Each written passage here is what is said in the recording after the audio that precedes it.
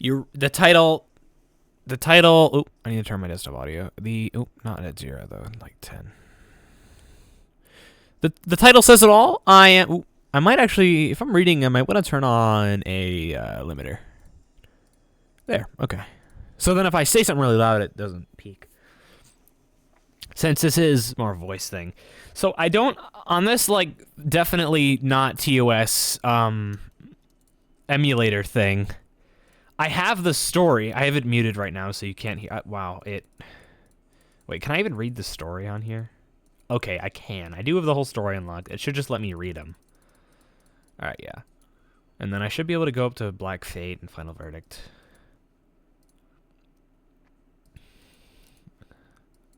All right, I can. Cool. I just wanted to check because I didn't know. I wanted to do it on here just because it's screen recording. It's 30 FPS, but then again, I'm just reading. So I don't actually have these stories because I haven't synced my cloud save with my tablet. So I have to read. I have to read the Eternal Core stories from my tablet. But yeah, so I just have my tablet in front of me and I'm just holding it. So yeah. I don't know what exactly the the intended method is. What I'm wondering is, do I go up do I go up Hikari's side and then up, or I guess do I go up light side and then go up conflict side? Right. Or do I go alternate, or do I go up all of it? Well, I guess this do I go all of it until V1 and then and then all the way up? I think I should do that just so it's more linear, and then when I get to Black Fate, it's linear. I'll go up light, all light, and then all of conflict, and then once I get to Adverse Prelude and Black Fate Beyond, it's linear. So I think that's the way I'm gonna go. I had to analyze this 2 minutes. I haven't started reading anyway. Yeah. I'm reading 1-1, so I'm reading this one right now, and then I'm gonna go up all the way Hikari's. Well, once I get to here, I'll go up there. Her first impression was that she'd awakened to a cloud of glass butterflies. How pleasant, she thought, that these figures can move as well. Where are the strings? She sat onto her knees, fixed her dress, and found that there were no strings, and these were not butterflies. Glass shards, flying on their own. Delightful, she felt, and so she said it. The glass reflected another world than the one in white surrounding her. In it, she could see reflections of seas, cities, fires, lights. She rose her hand to scatter them and laughed in joy. She didn't know these pieces of glass had a name, arcaea. To tell the truth, they were so beautiful that it didn't matter the name. She entertained herself by touching them, swirling them, watching them. That was enough, no? There were 6 questions to ask. Who, what, where, when, why, and how. Of these questions, she asked none and desired no answers, content instead to bask in the glow of arcaea. This was her meeting with a new world. Wait. One last thing to calibrate here. I don't have a pop filter, so I'm just going to put a sock over my microphone, which actually works a lot better than you might think.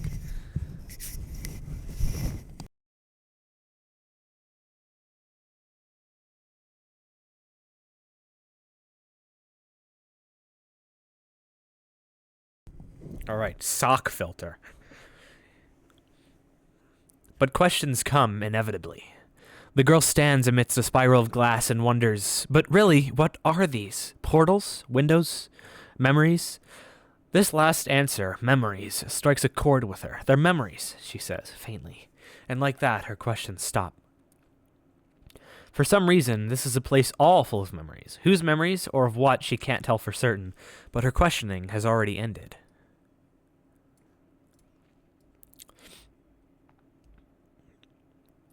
For some reason, the glass follows her. She can't hold any of it, but it comes to her nonetheless.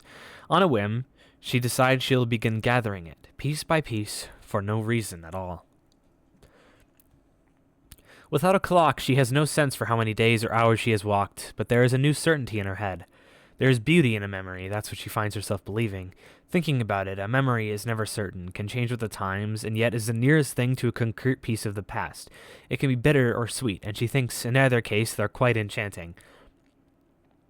For now, she will see what memories she can in these other places and people and appreciate them for their beauty. In the first place, these arcaea flicker and glow splendidly in this strange and ruined world. It's easy to fancy it all, and that they show memories makes it easier. Humming, hands aloft, and stepping down broken paths, she brings what seems to be memories fit for an entire world with her.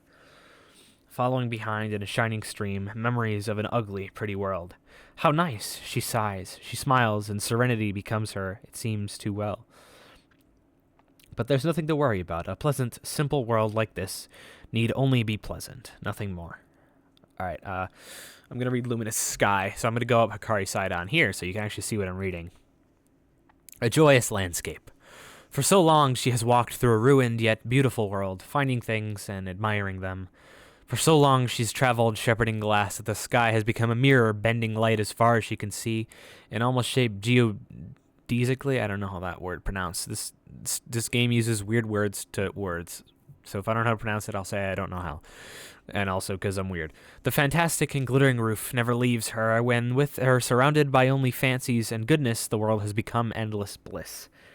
She traipses down a spiral staircase that once led into a manor, but the walls have now all fallen and memories replaced them. It is all the better. She leaps out ahead and dashes the memories everywhere, basking in sparkling arcaea that, when she finds them, float up to join the others in her artificial sky. So enraptured now, she laughs with cheer. A flower, a kiss, a love, a birth, a life followed by a new life in a river of glass flies past her eyes and blends into the rest. She has seen this reflected countless times, and it still pleases her. She gazes at the wall above, and they've come together. As they've come together, they've grown more vibrant. She smiles, satisfied, before she wanders on again, and, as ever, heedless of all consequence. They say that this is true. Anything in excess is a poison. She either didn't know or hadn't cared. The girl now walks past what seemed to have been an old concert hall. The impact of its grand is dulled as it had been split perfectly in twain. Let me unmute this so I can actually...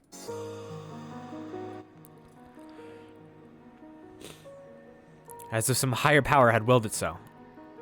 Out of the tomb of sound drift memories again, of dances, of performance, hopes, victories. Her mouth twitches. Has it simply become boring, or is this something else? She lifts her hands and the arcaea come to her, gently weaving over her palms and through her fingers. Blankly, she notes them. How many times has she seen the last hurrah of a retiring band? How many times has she seen two brothers embrace? Too many times she's seen the formation of a love, so frequent it was apparently standard in old and forgotten worlds. She lets the memories go and genuinely thinks nothing of it. They rise. They fly to join with the memories she's still been gathering, and she looks at their destination now. It's grown much brighter since she began her collecting. It seems to grow brighter every day. How many days has it even been? She winces and a grimace twists on her face. She shakes it away. Maybe she only needs more, and then whatever is missing will be found. She calms herself and carries on, not letting it bother her that no matter what, she cannot push the arcaea following her away. The girl is on her knees, her chin brought up, and it is soon that her jagged and pervasive creation will consume her in its light coaxing oblivion. Above her it pulses and glows, gentle but insufferable. She lets it nearly take her, thoughtless. And from that vast nothingness, something catches her eye. Distinction alone breaks her from her lull of uniformity, and her gaze swings to it, a single, special piece of glass, just a bit red and absolutely noticeable. Perhaps in reality or through a trick of her mind, the rest of the sky that it begins emerging from dulls in its intensity. She thinks it's becoming easier to see. She thinks and realizes she hasn't thought it all in ages. The heavens wobble and distort, and a crack seems to run through them. The whole thing twisting around the creation of a new memory, a shard of memory that should not exist. It breaks from the whole and breaks the sky.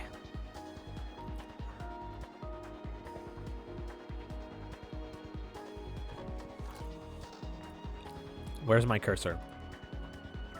Both violently and calmly, the roof of her making falls down, choking the air and scattering light. The spectacle will be magnificent to her, but she remains stuck on the newest piece, which floats toward her amidst the frightening chaos of joyous memories. It, too, is a memory of joy. That of herself that she has forgotten. When was... She speaks in a fractured voice, her vocal cords having long been neglected of use. Now in her hands, the odd shard that came from Zero revolves. And in it, she sees the time when she awoke, dancing alongside Glass, traveling the mirror world, and happy. Tears fall from her eyes, and she remembers that happiness left her long ago.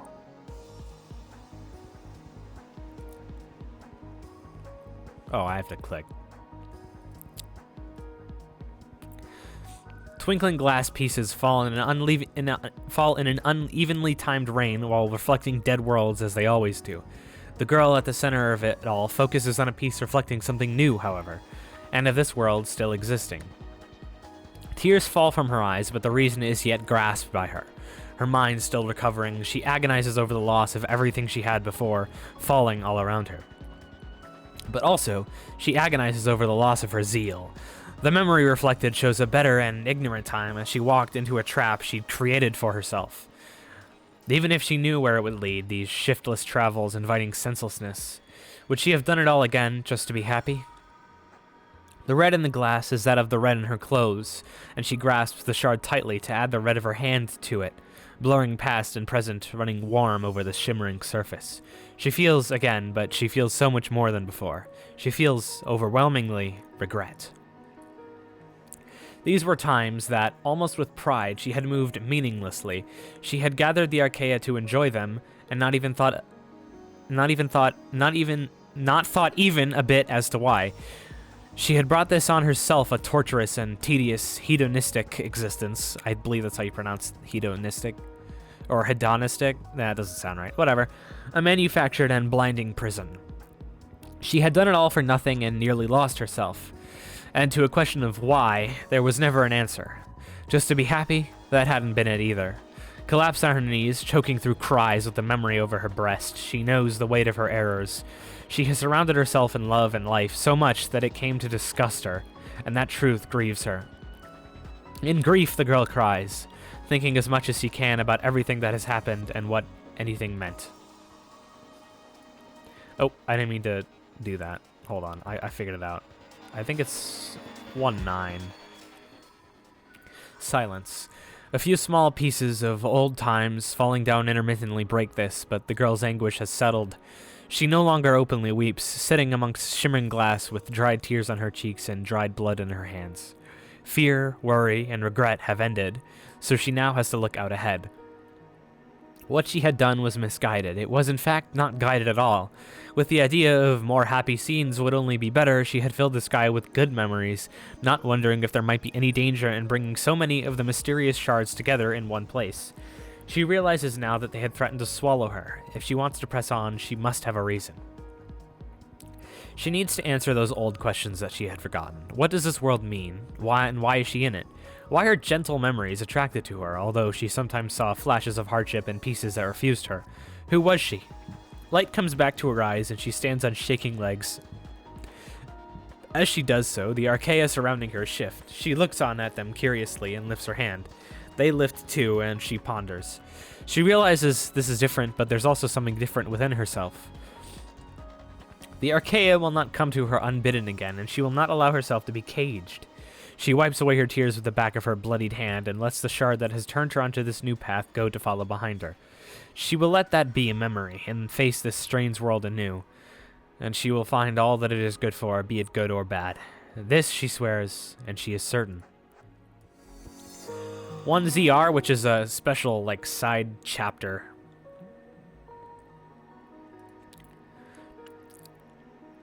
Heaven is a kind of hell. The truth is, idle peace and thoughtless pleasure are anathema, and I don't know how to pronounce that, to passion. Imbibing of happy things endlessly dulls the senses and makes happiness indistinct, blurred, and ultimately without purpose. Now nothing has a purpose. She never had a purpose. The sky is almost blinding.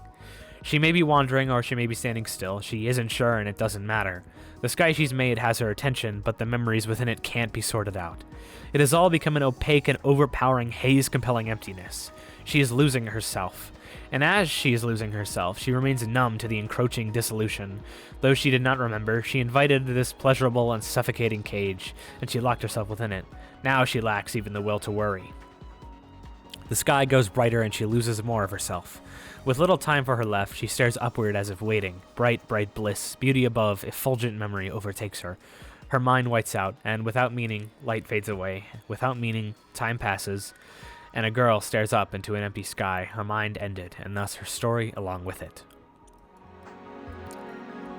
I'll open this one, because I have to read Conflict Eternal Core. Like I said, I don't have them purchased on here, so I have to read them on my tablet, which is funny.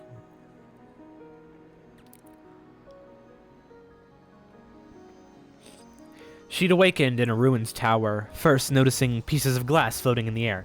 They led her outside and into a world of white. White, white, and more glass. It seemed attracted to her, so she examined the shards with piqued curiosity. She could see glimpses of something else in them, like looking through the windows of a train car. In one flash she saw rain, in another sunlight, and in another death. She grimaced and pulled away. Although it seemed attracted to her, at her attempts to reach out and shatter the glass, the shards were naturally repelled. Her grimace deepened into a glare, and she turned her attention to the pale sky. However, as she gazed into it, her expression melted away. Her mouth opened, but she was too shaken to speak. Glass. Churning, glinting, and turning far overhead. There seemed to be a storm of it. She regretted giving it attention, as now it seemed to notice and was coming down to greet her. It's difficult to describe that sensation which overwhelms her now. A riptide of glass that doesn't shatter, cut, or reflect her face, pushing past her in powerful amounts, turning up and swirling as if pulled by a great wind. She stands fast and watches, memories of a filthy world. What is this? She reaches out. This! A memory of pain, betrayal, envy. When she stops it, she stops the rest. They stand still in the air around her, frozen. She whips her head this way and that. They're only dark. Are they only dark? Whatever it is these shards reflect, she sees a little light there. Whatever small spark she sees fade away in an instant. She bites her lip and then smiles a smile with no humor. What kind of joke is that? She mutters, a world filled only with misery. As she says this, even her bitter smile fades away. Without a clock, she has no way of knowing how long she's picked through memories, but she's sure it's been quite a long time. For a while, she'd searched the fragments for more happy memories just to see if they were there. They were, in small number, but the more miserable shards never ceased to hound her, so she's come to know places she now loathed. She now stands at the middle of a vast spiral of glass that turns about her slowly and resembles cosmos. She thinks there are two possibilities here, either the world, or perhaps worlds these shards envision were entirely terrible, or since only terrible memories are here, in any case, she's decided to be rid of it all. Something inside her has switched, and when she looks at painful memories, she looks pleased. She gathers such memories, it seems, gleefully. If I can be rid of this trash, or even better, the places it represents, these places full of chaos and even light, that will make her happy.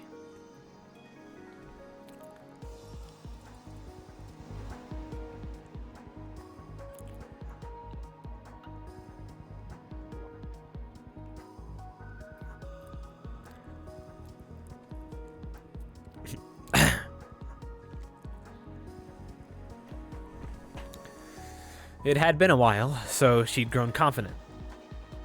In the time since she began, she'd explored much of this glass and mirror world, and she'd gathered countless shards. Like an unending scarf, they formed around her neck and trailed long behind her. Now, she stood atop a fallen tower and looked out ahead with a smile. The terrible memories of other places twisted behind her menacingly. She was gazing at a place that had always caught her eye, but she'd refrained from ever going toward it. It was some sort of distant labyrinth, turning into the sky with insane geometry. Of course, it was more glass. Of course, she could feel its filth pulsing all the way out here. Although she still had no idea how to go about it, she intended to be rid of the terrible fragments that followed her eventually. To that end, she was gathering them. She at least took comfort in having all the bad all in one place. That would make clearing it away one day all the more easier. This labyrinth was particularly bad, and she felt confident in gathering its fragments too. The maze was surrounded by a glittering and ever-shifting sea of good memories. As she made her way toward the maze, the sea parted, only a few shards coming to join the trail behind her. However, while walking the path and scattering the good shards, she suddenly hesitated, now flanked by hope with despair before her. She chewed on her lip, and her heart wavered. Once upon a time, surely, things had to have been better. The girl remembered nothing, and since awakening in the world of glass, she'd only ever known other memories. Let me turn up my volume a little bit here. Yeah. Because of this, she'd drawn many conclusions and had few second thoughts. She'd been assured of the idea that nothing in the glass and nothing in this world held any worth. Filth and awfulness, tears and pain, a small smile and death. But once upon a time, things had to have been better. Simple rules are often true. Shadows are begotten from light. Shadow lurked at her back, and now she was... And now she was surrounded by light. When she stepped into these waves of joy and purity, she hadn't given it a second thought. She'd become so absorbed in evil that she had forgotten the simple good. To be honest, it was more than her heart simply wavering now. She was overwhelmed. For every glint of hope that caught her eye on the way to the jagged maze, she paused and questioned everything. There was an answer she did not want to acknowledge. Nice, my computer did a thing. There was an answer she did not want to acknowledge, immersed in this scene of light and chaos. She didn't want to think about it. She wouldn't allow herself to think about it. And before she really could, she stood before the entrance to the impossible labyrinth. On impulse, she reached out to the better glass and memories of flowering fields came to follow around her. Right, she reached out to the better glass and memories of flowering fields came to follow around her in a ring. She didn't know why, nor if they would help. Perhaps she should have worried because her heart was suddenly in pain. She drew back, covered her mouth, and her eyes went wide in confusion. She had been standing on the floor of a gigantic and bitter maze that doubled as a tower, but she now began to fall to her knees. Before she hit the ground, the structure began to break and fall first. The memories of sorrowful days that she had gathered came around her like a cloak. The tower's memories turned from a falling slow rain into a downpour. She and the maze fell like stones, and although she should have been terrified to drop so far and so fast, all she could feel was confusion. She splashed down into a sea of the fragmented happiness of other worlds. The waves she and the crashing labyrinth caused were immense.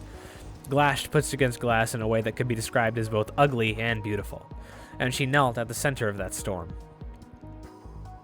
She was confused because she was hurting. Everything hurt. Her heart was bursting. The cloak of memories that she'd collected turned into a grotesque sphere and surrounded her. The world of white disappeared from her vision, leaving only horrible things. Heaving, sweating, and trembling, she looked into the glass, into the arcaea, deeply. And as she came to realize that her heart was breaking, that her sanity was breaking, the memory of the end of the world that she'd seen earlier slowly drifted into view.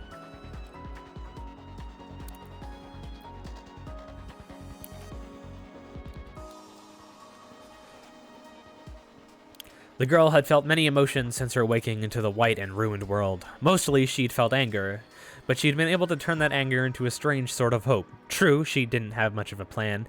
In fact, she was only walking forward because she believed at the end of her steps there would be something good. She had hope. She was certain that this chaos was leading into light. She was certain that the torment she was facing, that the horrors she was holding, could be completely shattered. Yes, she was emotional. She felt so strongly that when faced with the idea that no, in fact, nothing had a purpose, she began to suffer. This is like nihilism. What? The cruelest fate is to have hope and see it crushed before your eyes. And so the girl sat on her knees in a malformed circle of death, looking at a world coming to its end. This was the first time she had felt the emotion of sadness, and it was quickly turning into despair. The world of Arcaea was a pointless world. It was the manifestation of worlds gone. It had no substance, only the reflections of such. Even the glowing and joyful memories she had sometimes encountered on her way were still only memories of the past. Like night comes before day. They had to have led into the end she now saw spinning slowly in the air before her. Her eyes welled with tears.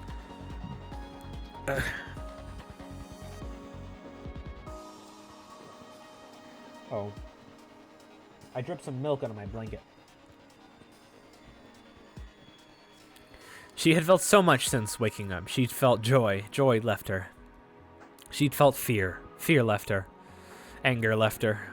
Hope left her. Even sadness and despair now left her. Her eyes went dark and she could feel resonance with the glass. The shell of memories around her began to crack and split open. She emerged from it and stood in the blinding light and couldn't feel anything at all. Like an ocean stained with oil, the memories of a cursed labyrinth and the memories she had brought with her all fell and muddled into the soothing glass around her. Most of them churned into a gray mess, and some suddenly jutting up from the ground like spikes. She went still and slowly looked over every shard, just counting them. Even when memories came shooting up sharply near to her eyes, she continued to count. Eventually, she lifted a finger, beckoning some of the shards towards her, and with a simple thought, the fragments came together in the shape of a fragile butterfly. She commanded it into the sky to reflect the world of white, and when it came down again to tell her what it had seen, with a simple thought, she slowly tore off each of its wings and let it fall into nothing. Then she walked forward from the corrupted sea, willing each pillar of lost time that entered her path to explode and shatter. I'm gonna blow my nose.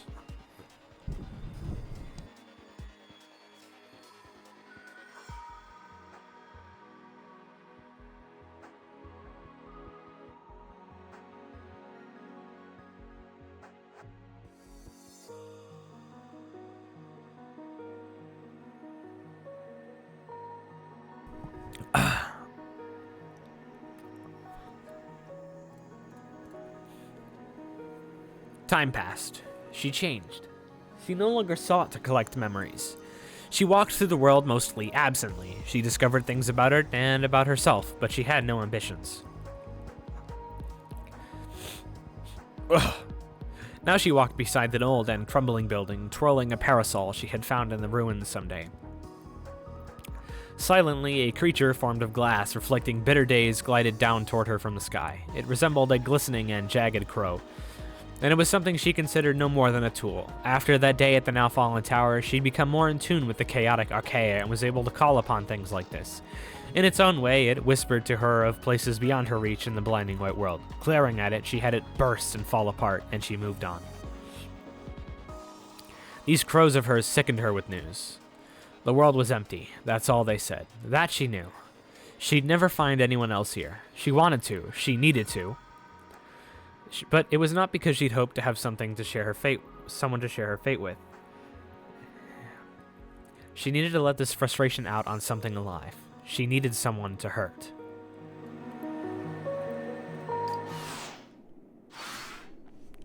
The ruin is as common a sight as any other, but the girl in light nonetheless pays it attention as she steps through. She's been wondering what the ruins are and why they're here, wondering if this world she wanders has a past, or if its decimated landscape is only coincidental.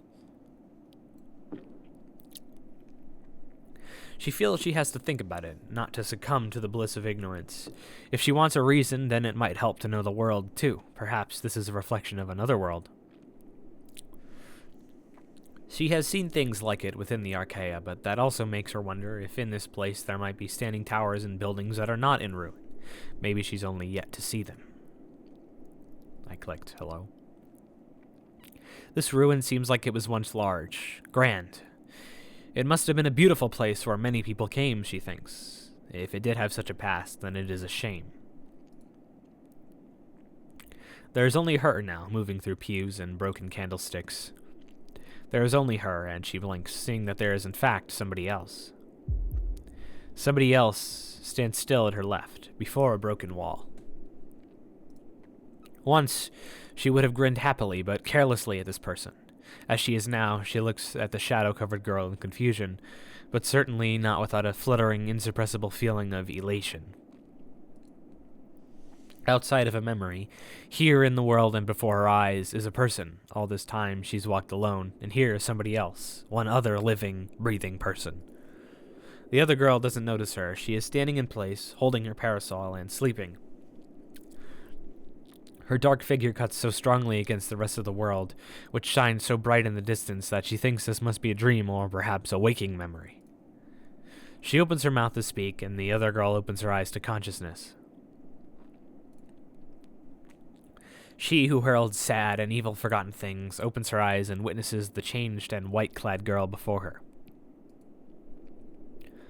That breathing the light bearer found so relieving stops short, and the dark girl squints, lips parted as if she means to question, but she swallows instead and raises her brow, tightening her grip of the handle.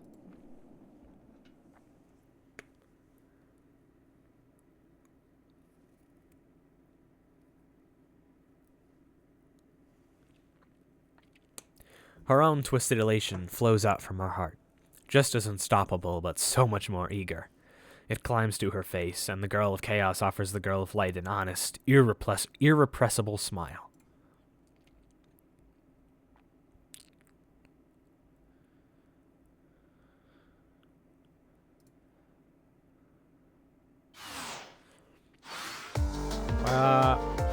I do want to check one thing here. I want to see if... Because hopefully I don't have to have the packs downloaded to play, like, these ones. Because these ones have very neat cutscenes, so I should just be able to... With no internet? I need to download the song. Ah, shoot. I crashed it. It's busted. I have to close the app.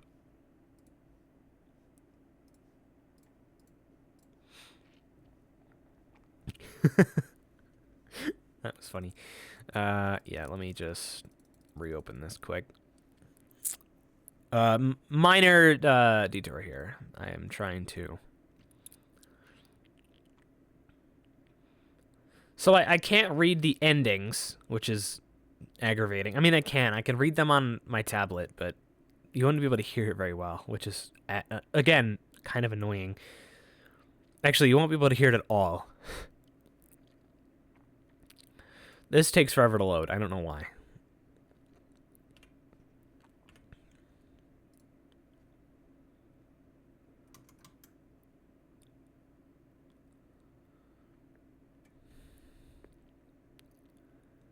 Okay, yeah, this is... Wow, this is really taking a while to load. Like, bejesus. Okay, loaded.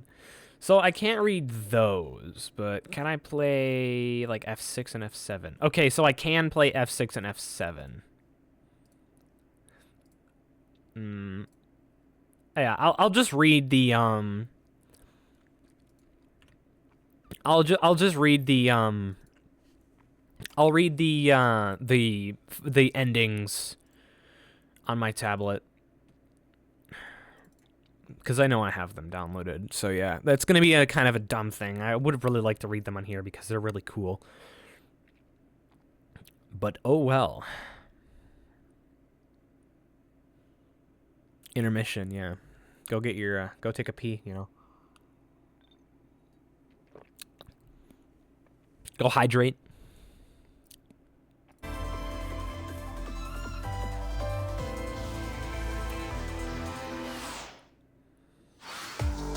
All right, we're back.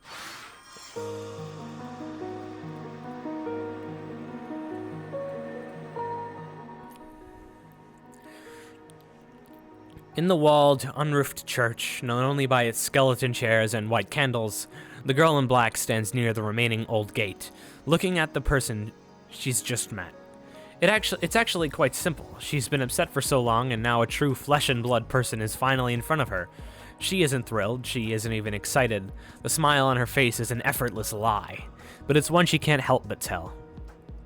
It says to the white-clothed girl before her, "Pleasure to meet you." It means nothing. "What's your name?" I can't, okay, that was dumb. I'm not gonna try doing voices. "What's your name?" she asks in a dry voice. Maybe in the past, she'd have realized how long it has been since she'd last spoken. "My name? I'm not sure," replies the radiant girl. "Do you... Oh, no, your own name, I mean?" She doesn't answer the question. That's something. Are her only words as she looks off towards an ornate wall. The girl in white gives a bothered expression. This was turning out to be a strange meeting. Though the one in black doesn't know it, the one in white is beginning to share the darker girl's lack of enthusiasm. Like a fire in a sudden chill wind, her hope flickers and wanes. Now she grows uncomfortable, anxious, and wary. A slight but unshakable atmosphere drifts between them, one that feels unmistakably off. It's called being gay. To her, it seems as though their very meeting is something the world finds to be simply wrong. The ever-present glass, now scattered unevenly throughout above the broken grounds, reflects that strange feeling. Ordinarily, these shards would flock to them without their bidding, happiness to the girl in white, tragedies to the girl in black. Right now, every piece of glass in the air stands still. Perhaps 100 mirrors are quietly suspended around the girls, half catching images of the empty place that surrounds them. When the girl in white tries to call out to them, they will not even waver. It unsettles her, happiness placed beside horror, equally glinting and equally motionless. The only piece that will follow her is the one she can hold, the one that set her free. She stares hard at the shadow girl. If we're in this together, she begins, leaning forward, then what do you think about staying together? We could help each other and maybe... She stops. The other girl is staring into the empty, canvas-like sky with a blank and uninformative expression. She doesn't seem to be listening, but in truth, she has followed every word. Maybe. The dark girl echoes. It's faint. After her reincarnation into misery, her soul itself had felt like a dull, grim abyss. However, when she heard this proposal, something inside her shimmered. Very briefly and very weakly, however, as she is now, even something as tiny as that was able to pierce the shroud of frustration that had been endlessly choking her since she'd reawakened. And the remnant of the girl she used to be, the Tairitsu who had first woken up in this world, rebelled against the prospect of the end, against the idea of giving up. She wanted a second chance, but her half-hearted answer isn't enough to inspire confidence in the girl standing opposite her. Their meeting remains careful, cautious. The Hikari, who recently returned to her senses, now knows that the world of Arcaea is far more than pretty and far less than safe. And yet the two girls will speak, with the hope that it will lead to something better. Their conversation continues. It would certainly be nice if we had names to share, says Tairitsu in a fraying voice. Her eyes are again beginning to lose the shine of life. The other girl, Hikari, notices that with some discomfort. Yes, I can't say I like to think about it, not having any memories in a world filled with them. At the moment, they sit upon the same pew, though not close. They've gone to what was once the front row, and a few steps in front of them have led up to a wide, flat floor. The girl in white is slouched, watching her new acquaintance with worry painting her gaze. The girl in black is examining the empty place in front of them, the sky, the dead and distant grandiose architecture. But she does so seemingly without concern or interest. While watching, she begins to speak unprompted. This glass. Do you know a name for it? Huh? Oh, well, for whatever reason, I know the name Arcaea. Same as me, says Tairitsu, now looking Hikari's way. So, how are we different? Hikari offers an apologetic smile. I don't know, she says, aside from our difference in looks. Let's find out then. What kind of memories do you see in the glass? Almost only pleasant ones. Tairitsu sighs. Then we're opposites. She remarks bitterly, looking to her feet. Let's say we're the only two walking around this place. If that's true, our opposition could matter a great deal.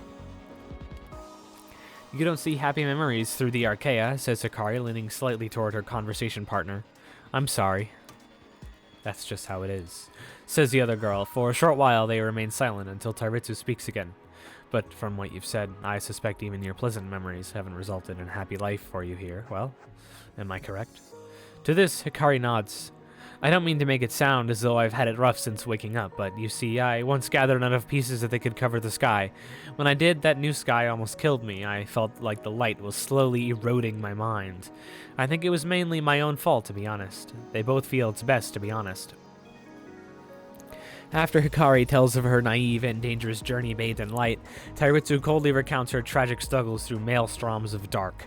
The two are certainly different in quite a few ways, but one definite commonality becomes clear between them: a want of sense in a senseless world. The world around them may be beautiful, but it has also been cruel. Hikari has resolved herself, but it wasn't long ago that her very self had been threatened by this strange and feeling place. For Tairitsu, it has left her scarred, persistent. Panging compulsions toward violence and wrath continue to roll up from within her like tides. Even throughout their discussions here, despite her desire to be amicable, smothering each urge from her breast has been no easy feat. This living, breathing person is too enticing a target for her to release her frustrations on. The girl in white doesn't fail to notice how the girl in black's hold on her umbrella periodically tightens into a trembling, aggravated grip. It hasn't been easy, a fact that holds true for both of them, but they continue to fight. I think I really wanted to meet somebody else. Tairitsu reveals, even perhaps a few months ago, That may have been all I really wanted. However, ever since I stepped out of that black shell, I found it difficult to hold on to such an innocent desire. I just can't muster it. When my chest isn't feeling empty, I can't muster anything in it that isn't a vile and wicked impulse. Disgusting, broken thing. She looks at Hikari. Even now, I keep thinking about how much I want to hurt you. That's fine, says the other girl. Maybe I'd feel that same way if I'd gone through everything that you did, but I don't think you're right about one thing. I don't think your heart is as broken as you feel. Tairitsu meets her eyes as if asking how that could be. Look, you're holding back, explains Hikari. Even now, that tells me that even after everything, you're a very good person. Still, you're strong. She smiles and stands from her feet. Her seat. You're a lot stronger than me, she says, casting a momentary glance to the brilliant sky. I was rescued, she continues, meeting Tairitsu's eyes once more. You rescued yourself. The shimmer inside the dark girl's chest becomes a faint glow, and an ache pulses through her. That's not true, she thinks. It isn't that simple, she thinks. She failed, and the old her died that day when the labyrinth collapsed. She'd felt nothing after that, and when the feeling came back to her, it was nothing but contempt. When she met this girl, even, it made her want to do nothing more than take a blade and run her through. No, she hasn't rescued herself, however. Perhaps she hasn't simply been seeking someone out to harm. Perhaps the truth is that she's been awaiting something impossible to give her one last ray of hope. Hikari is too meek and unsure to directly comfort her, but her presence and lack of aggression signal this. She may be that last fledgling ray. What pains Tairitsu's heart is that very innocent realization. Her posture weakens. Hikari notices and moves to see if she can do something, but she is still unsure, and so she is ultimately unable to reach out for the other girl. She stands before Tairitsu with her arms half raised, and in a few moments the girl in black stands by herself. Hikari drops her hands and takes a step back. Around them, the glass sways with their movement, and one in particular begins to shine a bit differently from the others. In its reflection is something familiar yet impossible. It is a vision that surely nobody could have seen. The briefest wicked flicker of a most strange and anomalous memory.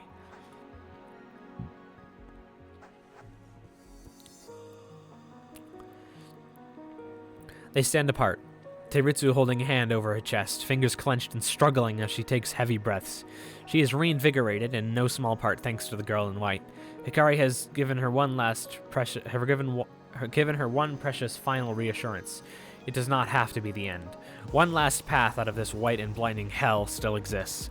An open, albeit weak smile cuts along her face as she exhales. Let's do something, she says. Let's figure out this stupid, absurd world.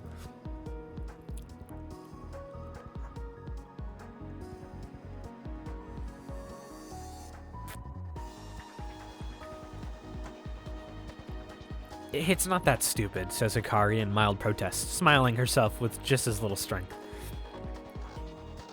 She isn't entirely positive about the other girl, and she can tell at least one thing. Despite appearances, she isn't evil. Quite the opposite, it seems. If anything, that alone is reason enough to join hands with this new potential ally. A good person is not exactly how she'd readily describe herself, after all. However, while she thinks this, Tairitsu's mood turns. What makes you say that? Asks the panting girl, though her delivery of the question sounds much more like an accusation. Her eyes are almost hollow as they bore coldly into her opposite. You might understand it even better than me. This is the kind of place that would break a girl for the audacity of surrounding herself in pleasures and joys. She stands up straight, calms her breath, and then steadies her gaze, bringing the hand over her chest to the handle of her parasol. That's that word. Unconscionable, I think. You don't agree? Her strength of conviction puts the other girl down for a moment, but Hikari is no longer one who's incapable of any caring. Gathering a modicum of confidence, she stands up straight herself and delivers her explanation. We're alive, she says, and if a world can permit that, then it can't be the worst thing. Ha ha! The other girl's glare intensifies. No, if a world can permit life only to plague that life with ills and grief, then that world is not just. Well, maybe not, but, demands Tairitsu. But that's short-sighted. What is it that you want to do exactly? Destroy everything. The world, the glass, all of it. I'll find a way. It's only fair, right? She explains as a matter of fact. I would think you'd resonate with the idea. Oh my god, is that a Grievous Lady reference? What has this world been for you other than an expansive prison? Destroy it. Even if you could, it would only end everything. This is the only world we know of that exists for certain, isn't it? If we somehow destroyed it, could we not simply destroy ourselves as well? You'd rather die than live here? Why, that's ridiculous. No, that's fine, says Tairitsu simply. Hikari, not expecting that answer, falls silent. Tairitsu's words were too frightening and far too sad. In the silence, Tairitsu continues her interrogation. Do you have some other idea? Some other plan? No, I don't. I wanted to find a plan with you, admits the other girl, and dismay is clear in her tone. And Tairitsu, in her recent discovery, recognizes this. It makes her pause. It had been too easy to lash out at this new acquaintance. She knew she wasn't being reasonable. Indeed, having just found herself with burgeoning hope again, or whatever that word is. She could clearly see how cold she'd been until their meeting, and yet, when faced with another's hope, she'd attacked. Truly, was she that petty? In the past, this conviction of hers never brought her satisfaction or peace, much less resolution. No, her willfulness has only ever led her down a dark, thorny path stained with gloom. With this in mind, she extinguishes the fire rising in her heart that had been so sure of its need to burn. If she wants to take this girl's hand, she cannot reject the ideas it holds. I'm sorry. She apologizes, her passion now fully relinquished. She lowers her head for a moment. I feel the same. I want to work to find something new as well. Hikari regains a bit of her self-assurance, which has been brought low before Tairitsu. She tells her new friend, "It's all right. You've had a time here I could possibly never understand." But that righteous fire in Tairitsu's heart had been just enough. Ultimately, it had only burned for a short moment, like a flash, but it was enough to rile a dormant shard in the flock of glass around them. It awakens, and on its own begins to drift to where they are, still unseen. "Don't lose hope," says the girl in light. "Things can always get better." A shard, shimmering with faded color, comes directly between them. It catches both their attention, but it will only show its memory to the one clad in black. The end. The girl, adorned in shadows, peers through the broken window into another time. Her smile returns. What a fool she was. Not the girl in white, no. Her. The vision in glass is no memory. It cannot be, of course. What she's seeing is a future that she should have expected. The fool, the idiot dreamer. The glass shows an unmistakable image of herself, run through with a jagged pillar of glass, the wound seeming to sear her body and clothing apart in a blistering, pale, and consuming flame. The blank, barren lands of Arcaea stretch out far behind her, and before her, coaxing the pillar with a lifted hand and a blinding, fiery glow around her shoulders, is a girl clad in white, a very familiar one, though her expression is hidden from this vantage. It is the girl standing before her now, the one she has only just met. This is no memory. It's a vision of what will come to be. Faced with this, Tairitsu retreats into herself and confronts the one truth she was determined to ignore. Her conviction didn't matter. She will never find anything good for her in this world. That last hope has died black now, drowned in despair, forgotten. What else would happen?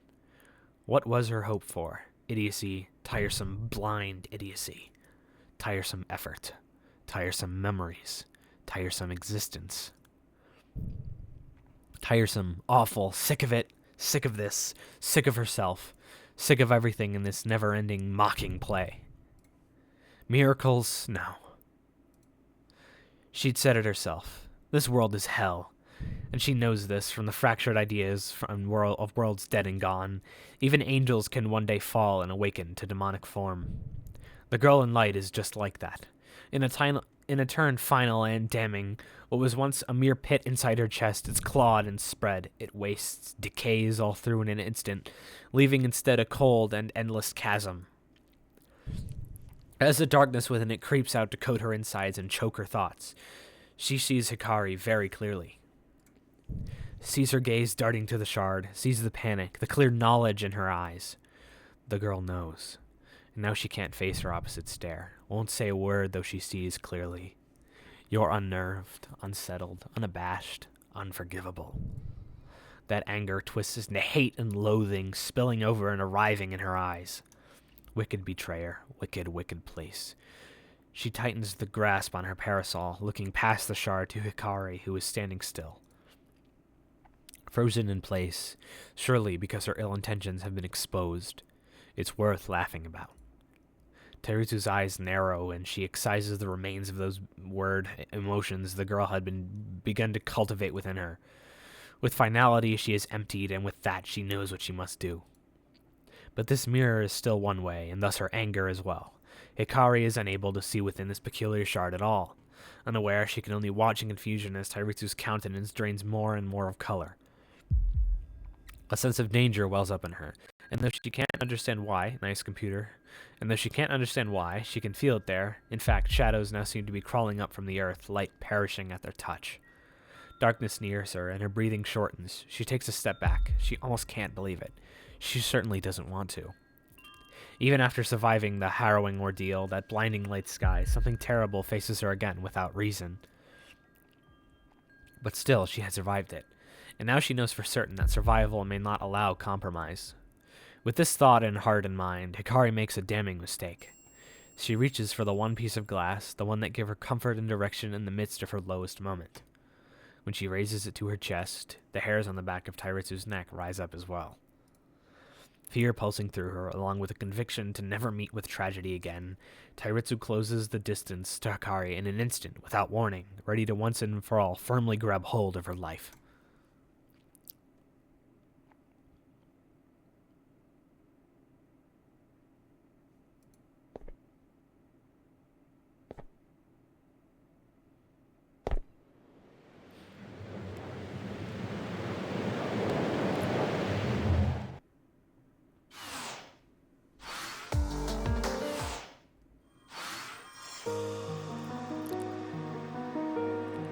On to Black Fate now! Let's, hold on. Let's get the, intermission here.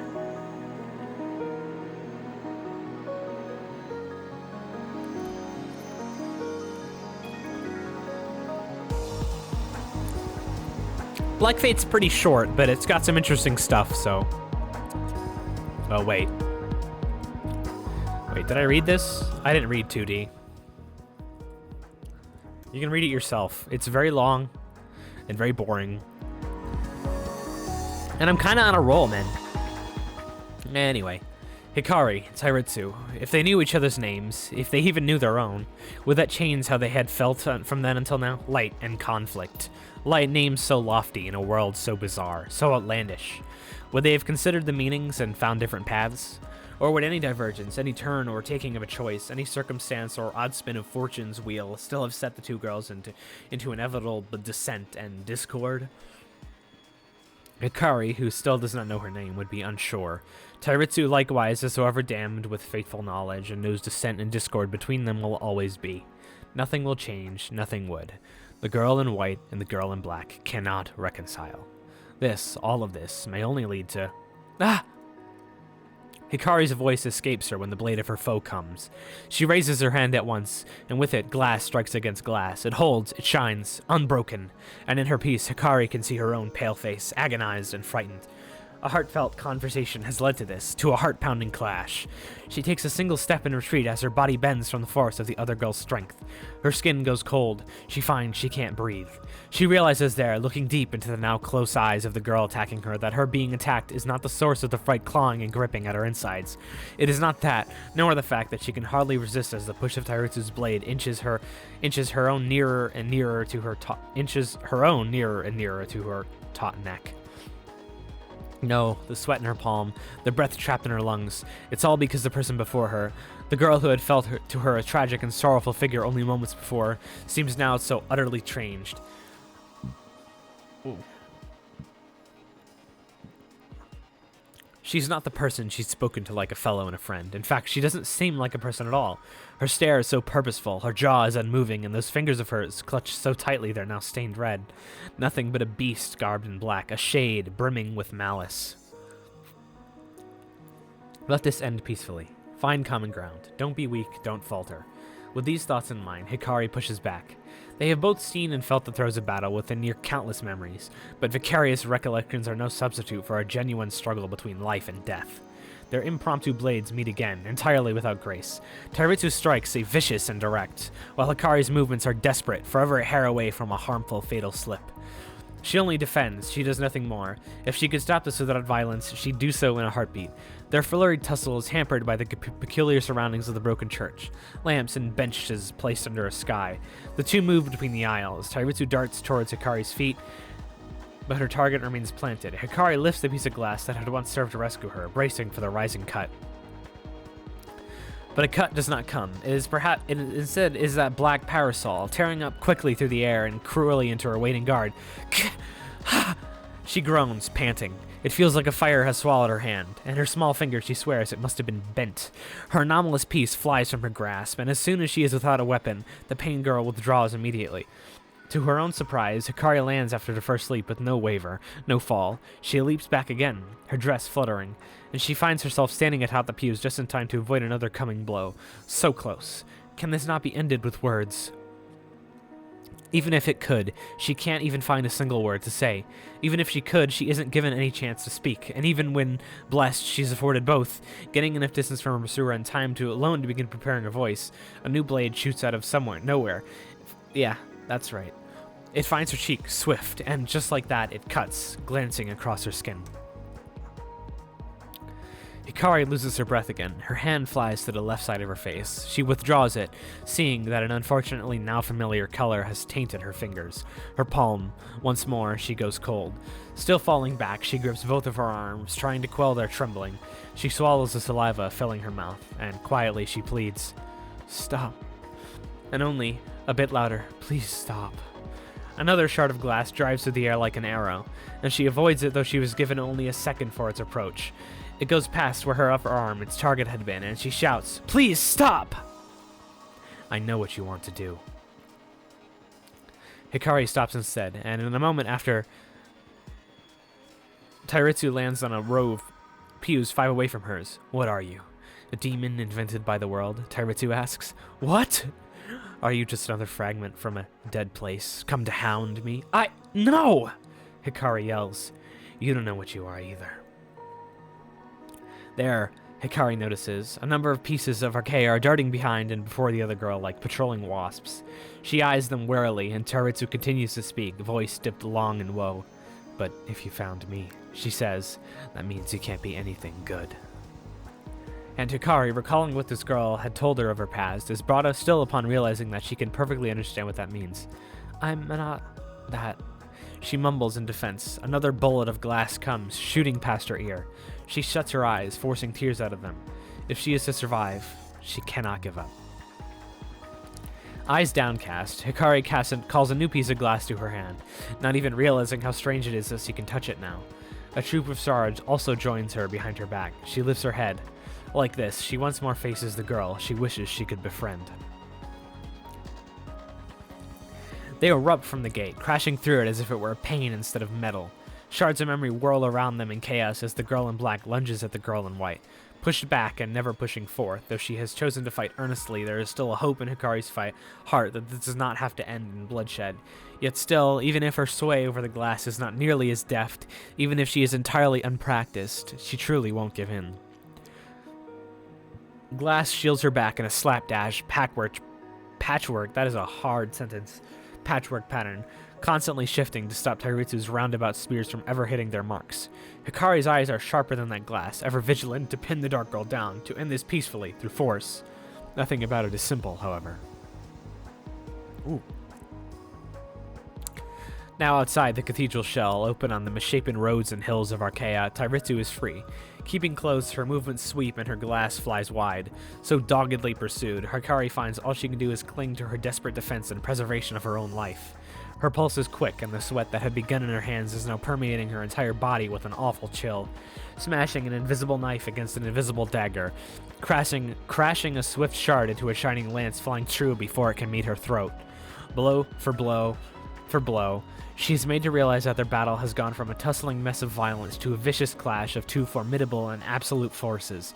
She cannot match Tairitsu's strength, but with her wits and will kept about her, she can dampen its impact.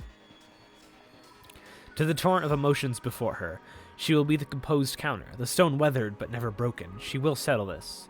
They're even, each holding down their position as points and rays of light shine from the smooth faces of their chosen arcaea. They remain even, in fact, until Tairitsu shifts her focus. Instead of aiming past the other girl's guard, with no tell, she decides to redirect and send down her flock on Hikari's right side. The impact is massive. With an explosion of glints and glamour, it forces Hikari to stumble down to a knee. Then and there, glaring darkly, Tairitsu lifts and points her black umbrella, its tip revealing the intended destination, the front of her opponent's skull. She spares no hesitation. The strike comes in an instant. Hikari shuts her eyes. Tairitsu's brow twists. The thrust is stopped, but not by either of them. Instead, it is something between them. Between them, that anomalous shard, previously forced from Hikari's hand, stands still in the air. Steady as a wall, immovable against the umbrella spike, Hikari opens her eyes and stares, disbelieving. That's... Tairitsu lifts her other hand, and a swirl of glass rising up around it. Not hesitating either, Hikari thrusts her hand against the anomaly, and every free piece of glass surrounding them sways for just a moment before a razor-sharp rainfall begins.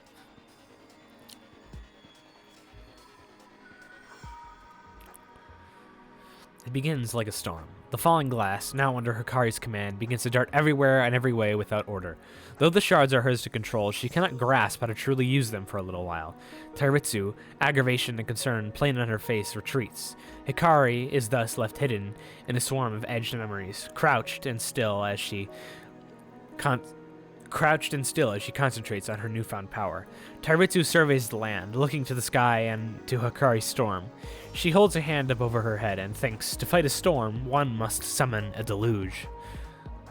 Thus, from distant cities and white mountains, the glass of 1,000 more and more memories are immediately pulled by her call. Unlike Hikari's untamed flurry, Tairitsu's flock is a pattern, immaculately composed.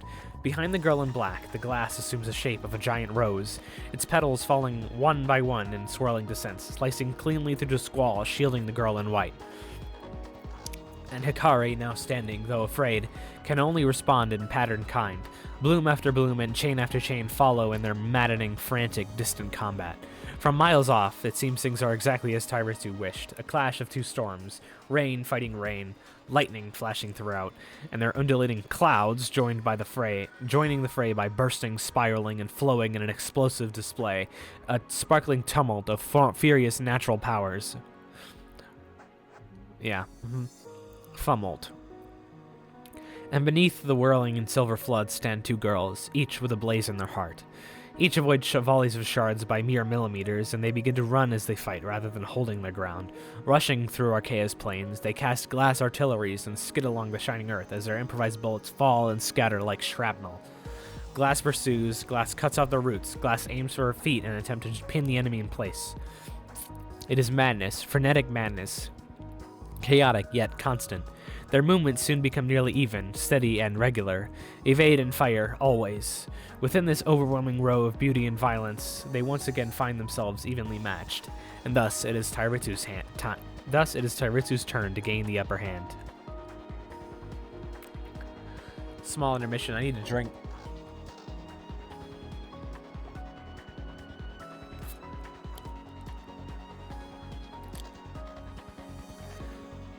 Ooh.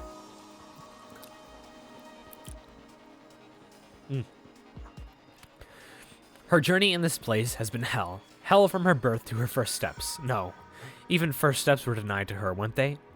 She'd ventured outside of where she'd first awakened, and not long after her journey was abruptly and mercilessly stopped by a torrent of misery and tragedy. Ever since then, those two things had been doggedly following her. It's a joke. I'm a good person, she tells herself.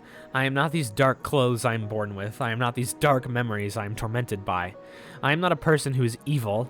I am an ordinary person tortured by an evil world. Without reason, without sense, a completely, horribly cruel and merciless world. A nightmare one can't wake from. And the ending, for me, is a pathetic death. That sort of thing, that sort of thinking, has brought tears to her eyes so many times before. Now it's over. No matter what, it's over. With that thought in mind, while she grazes past glass sent at her by the girl she is trying to kill, she notes the presence of something strange. A familiar, grotesque presence she'd felt minutes before this.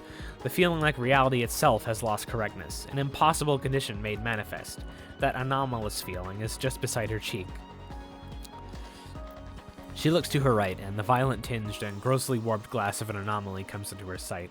It is only a moment, only a whim, yet it tells everything. As expected of the aberrant shard, it does not hold a simple memory, but beyond expectation it holds impossible answers. In an instant, as soon as the shine of its surface has met with her eyes, with the sensation that the inside of her skull has been bathed in light, almost full knowledge of the world, of near everything that ever and absolutely was, unlocks vivid understanding in her mind. Their names, their pasts, this world, its purpose. Her, Hikari, her, Tairitsu, Ito and Ku, Saya, Leth, Luna, and names, countless names. Even facts of Otherworld. I don't know how to pronounce any of their names. I think it's Ku and Leth. I think it's Saya, Ito. Well, whatever. Who cares? Even facts of other worlds, destinations of other travelers, ends, beginnings, and elaborated reasons too, all of it. And the truth, the whole truth, that. Before her. Hikari stops briefly, noticing the obvious shift in her aggressor's demeanor. There's a change. There's fear. So that's it. That's everything. Tairitsu glimpsed the cage of the truth of this cage, dubbed reality. With that truth, she's claimed power, and with both, knowing everything, what exactly would change? No way, it's, Oh, I don't have it. Wait. Hold on. Funny moment time.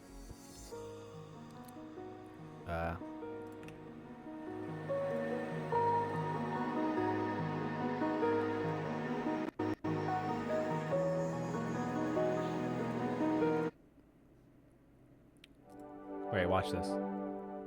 Click circles.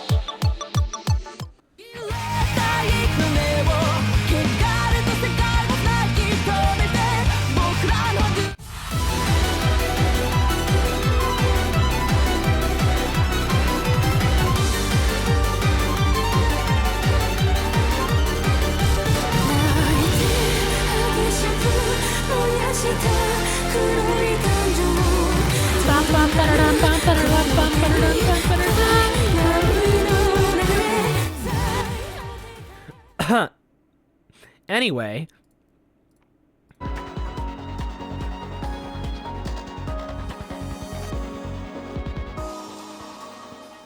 think I missed one.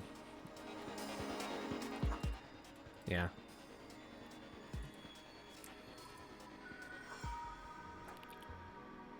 Her feelings curdle and churn. The endless bitterness packed in her chest flows out of it and courses through her, onto her tongue, into her teeth. Her lips twist into a morose and bitterly maudlin grin. Morose and maudlin, but undoubtedly, strangely mirthful. Laugh, girl. Call forth a tempest. The path here was blazed by the worst recollections of mankind, and what remains at the end is, and ever will be, the end. At the terminus, one of the two will die.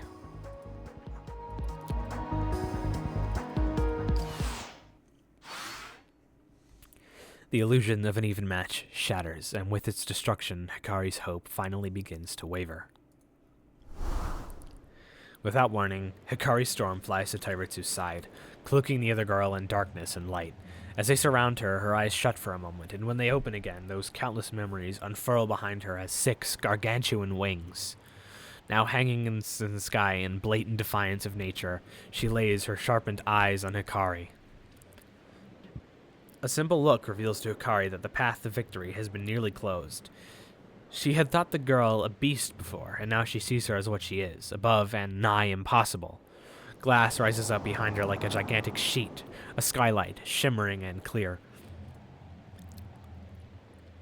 Below, Hikari has little to nothing to fight what will come. At least that's how it feels, but no. The girl in black does not have everything. This can be survived. It can. Hikari takes up 20 memories as the window to the heavens breaks. That's not even enough to buy a song in the memory archive on anniversary, man. Better 50. At first, only a handful of shards hurtle down at her, but they do so rather slowly. It disarms her. She starts to think this is possible, as though the elaborate display a moment ago was only that, a display. Oi. That sound always gets me. As before, Hikari shields herself, quickly blocking the falling glass with unshakable focus. Her eyes darting this way and that to keep a measure of the flitting, brilliant crowd. It makes her confident. She misses nothing. She allows herself a smile. Didn't see that one coming. At the least, she'll be able to run from this. At the least, this won't be the end. A single piece then flies to the middle of her chest, its delivery interpretable only as a message. It had flown faster than any other piece of arcaea she'd ever seen. The girl above speaks to her through this glass shard. Enough games. And enough wasting time. Give up. And die. The shard cuts through her dress, and Hikari looks into Tairitsu's eyes. The girl in black is smiling now, all the sadness and anger gone from her face, and it's the most frightful thing she's ever witnessed in her life and in her memories. The shard falls without having reached her skin. Well, I skipped a line. My bad. Guess you don't know what I... The broken pane whirls into a sidewinding tornado. Its mouth barrels down onto her, slicing fabric and skin, but otherwise simply passes by. And this is one more message before the end. The girl in black wants her enemy to know where this began. Fear overwhelms her. In this riptide of glass, rushing and cutting past her in powerful amounts. Turning up and swirling as if pulled by a great wind, she is made absolutely afraid, so petrified she stands fast and watches. She stands watching memories of a filthy world. Memories of pain, betrayal, envy, death, suffering, and decay. Dark. They are only dark. Wherever it is these shards reflect, she sees little light there. Whatever small spark she sees fade away in an instant. This is what the other girl described to her. The vile reflections of places gone that had been tormenting her since her awakening. She would now use them to torment another. Glass hooks under Hikari's sleeves and stabs into her skirt. They drag her upward, up into a domain where she can no longer stand. Tears fill her eyes as an emotion fills her heart. The emotion that comes when recognizing imminent death. This is not fear. Terror is too little to describe it. Desperation, hope, an awful, arresting feeling. Her own memories run through her head. It's as if she's searching for one that will stand out, one that will inform her that she's come across something like this in the past, and this is how to escape. But nothing comes. The black storm rages over Torso, cutting with little mercy, pure, torturous intent, coming closer and closer, as if the intent alone would inflict a fatal wound upon her flesh. It is unbelievable. The situation is... Okay, go on. The situation is so far beyond anything she's ever borne witness to, whether in her own memories or those of others, this disgusting blend of facing the unknown, yet knowing precisely what awaits her on the other side. Horror. Not fear. Horrific understanding. There is no control over glass for her here. Something, anything, an anomaly, a miracle. If something like that happened, she could make it out. She could step away. She could live. If there was ever a time, it is now, and here. The ground below bursts as if the world itself is rising up to join the hunt. It is now. Now! A shard will come to save her! She plays with all her being for the will of the world to fly up to her side and spare her. For some mechanism of fate, for the wheel of fortune itself, to produce a god that will grant her victorious power. Beg for it. Hope for it. Hold that peace which once brought you salvation close to your bleeding chest once again, that symbol of rescue, of redemption. It will surely...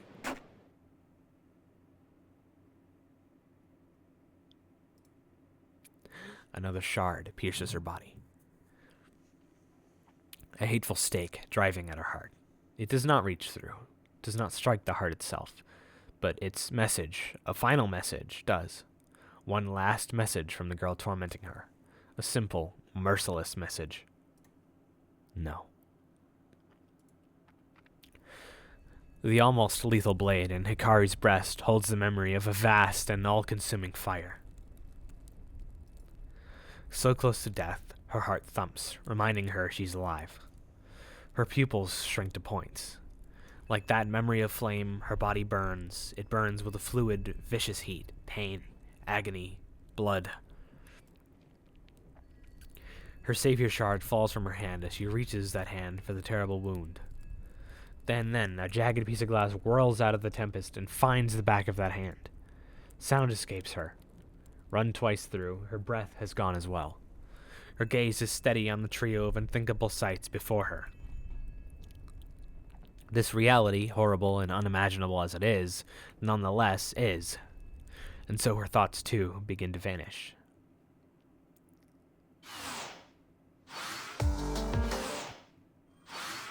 I think Via's 8 is next. After this entry, I need to take like a bigger break. I need a drink. My throat's starting to hurt. And now, instincts begin to lurch, old and forgotten in the wake of those thoughts. They haven't yet taken hold, those discarded yet practical sensibilities. They have only stirred. She is still afraid. She clings to hope by a little finger.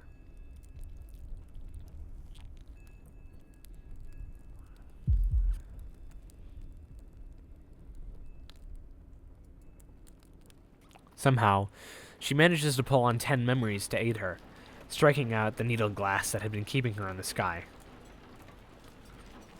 Ingloriously, she drops to the now deformed ground, her chosen pieces afterward hovering over her crumpled, aching body. Oddly enough, she finds herself smiling now, too.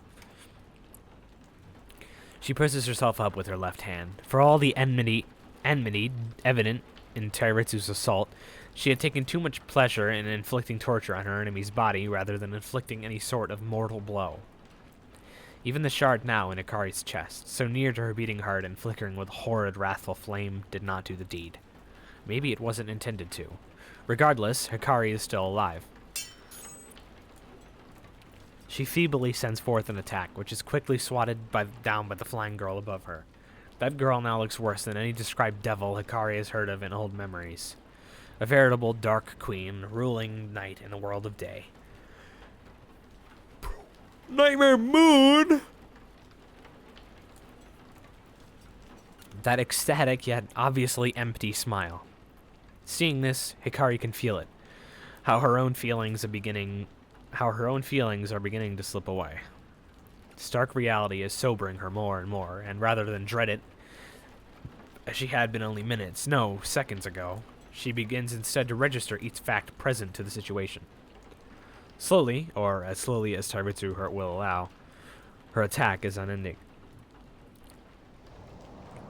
Shifting her body left and right, guarding her weakest areas with what few memories remain to her, Hikari examines their field of battle. It has been torn asunder and now looks more a wasteland than ever before, ruined all through, like a town in the aftermath of a military bombardment. The glass around them is uncountable. The power Tairitsu has is immeasurable.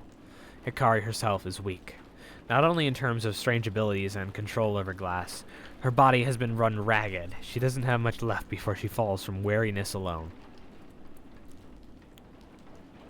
Perhaps she could find an anomaly, but say she couldn't, what then?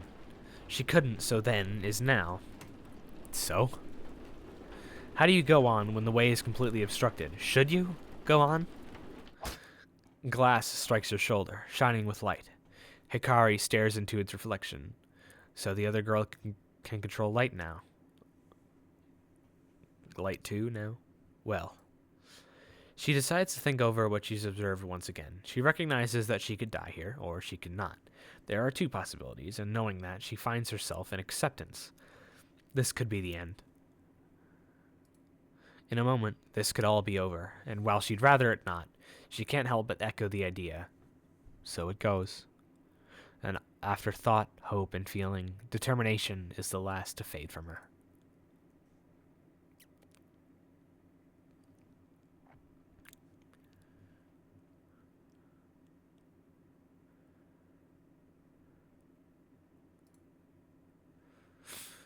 I gotta go to drink. Oh, poo. There's more. Ugh. This is not a laying down of arms. No. When she pulls the shard from her hand, her eyes briefly dazzle from the white flames licking up and searing closed her wound. She does not press it to her neck. She would certainly prefer to live, but she would not mind. She wouldn't mind with the odds being so impossible. Hikari stands in the wind of blades, barely a shard in her employ. She can't discern Tairitsu's face anymore. Her domain has become pandemonium, and seeing through it is too difficult. Eventually, while trudging through the flying glass, Hikari notices that some segments of the whirlwind are reversing in fits and starts. The bizarre movement is so unnatural, she genuinely wonders if the girl above her is doing it on purpose. It's reminiscent, she thinks, of a skipping video. It isn't any better or worse than the bullet curtains she's been facing so far, but it is quite peculiar. The earth quakes. She utters a "wah" as she feels it. The earth quaking? Here? It could be that the ground will break again. Thinking that, Hikari shields her face and chest with her arms. When nothing comes, she remains curious about the phenomenon. If it wasn't the girl above her, Tairitsu wouldn't have noticed it after all. She was flying now. More of the blade storm is shifting and roiling in rough, rigid movements now. She decides to throw a crew of glass the other girl's way again. It passes easily through the waves again, but then it suddenly turns very bright and breaks away. The shards don't break themselves. They vanish, and the space where they were looks at it as if it is cracked. Once she sees this, when she recognizes what she's seeing, everything around her enters stasis. In this instant, the obsidian glass, which had been flying all around her, is stuck fast within reality. To her, it looks absolutely beautiful. A smile crosses her lips without her wanting. How pleasant, she whispers, chuckling to herself. Something so beautiful here, where she could soon find her grave. It's so bizarre that it is to laugh, so she does. She makes earnest, yet sad, dry laughter. But his motion gradually returns to the objects around her, and to the one above. The sky. A fracture splits across it. It widens. Why is Argina playing? Argina should not be playing right now. This is the wrong chapter. Argina should not be playing. Wait. Yeah, that's Argina. Wait a minute. Am I dumb? That's not... It's not Arcav, is it? Oh, it was Arcav. I'm dumb.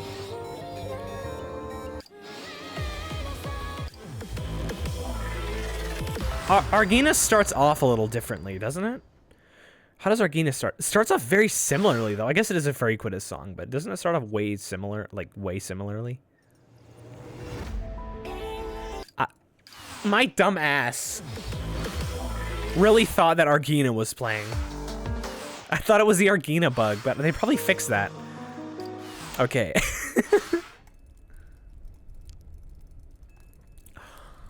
You can't skip through text in this. You just have to click through it. Well, tap through it, because hello?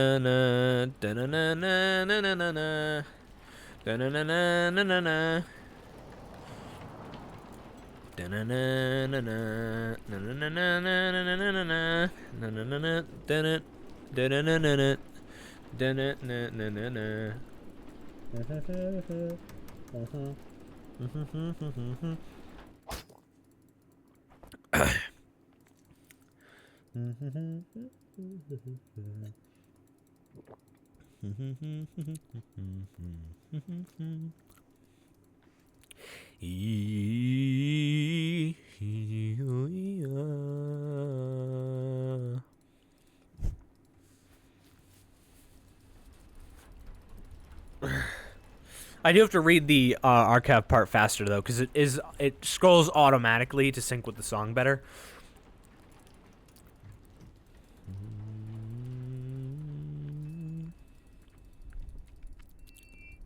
My dumbass really couldn't tell the difference between two fairy quittous songs.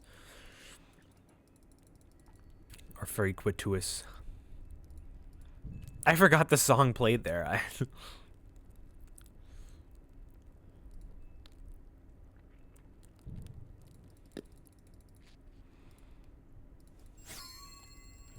Okay, again, that was that was stupid.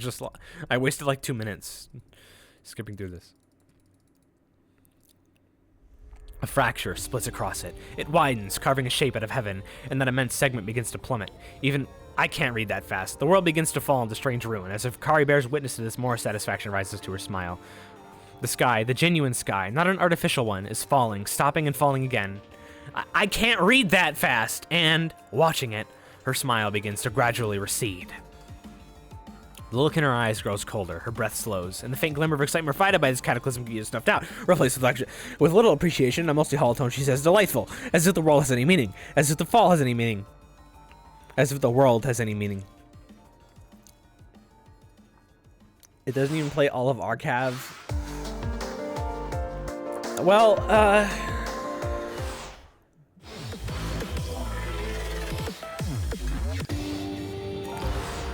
I'm gonna play Arcav, and I'm gonna go get a drink, so you can watch Arcav while I get a drink. Oh, it's 30 FPS. It's gonna be gross and disgusting and bad to look at.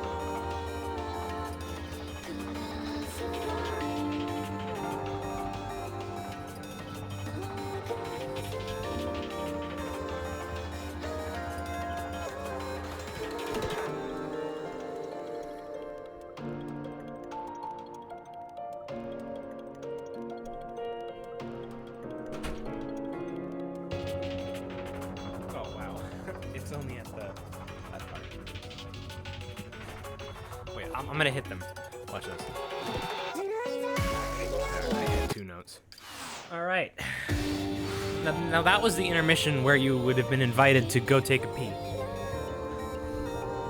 But you know, not my problem. Alright, and a final verdict, baby. Yeah! Okay.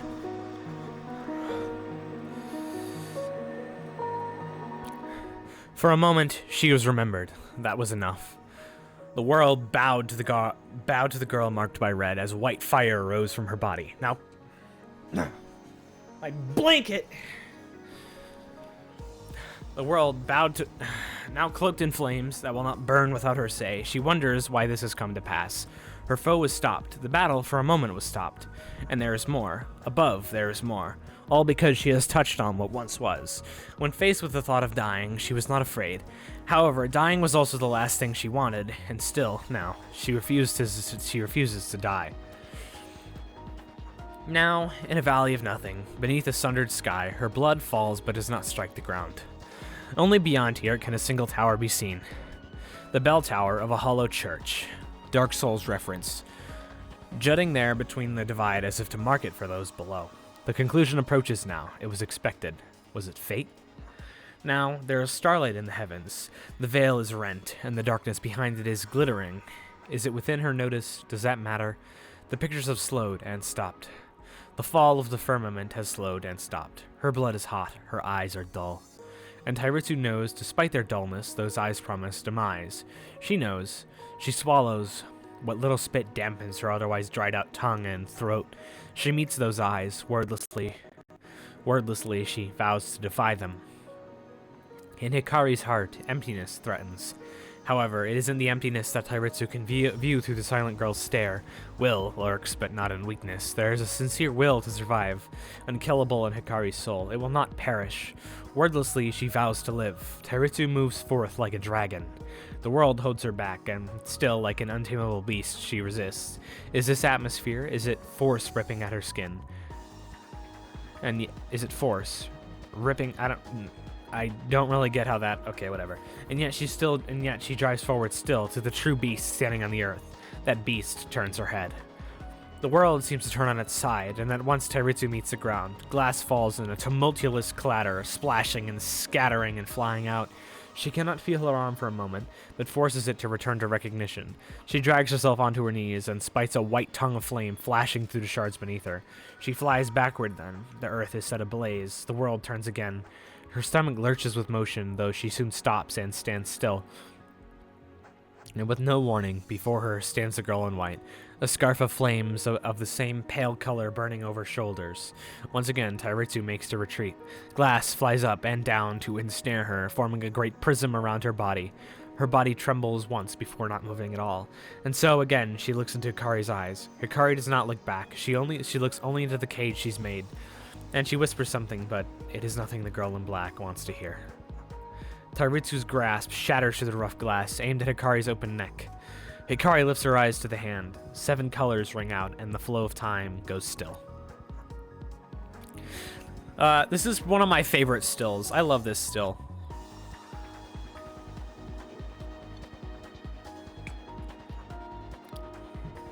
Oh, how the turntables. Boop.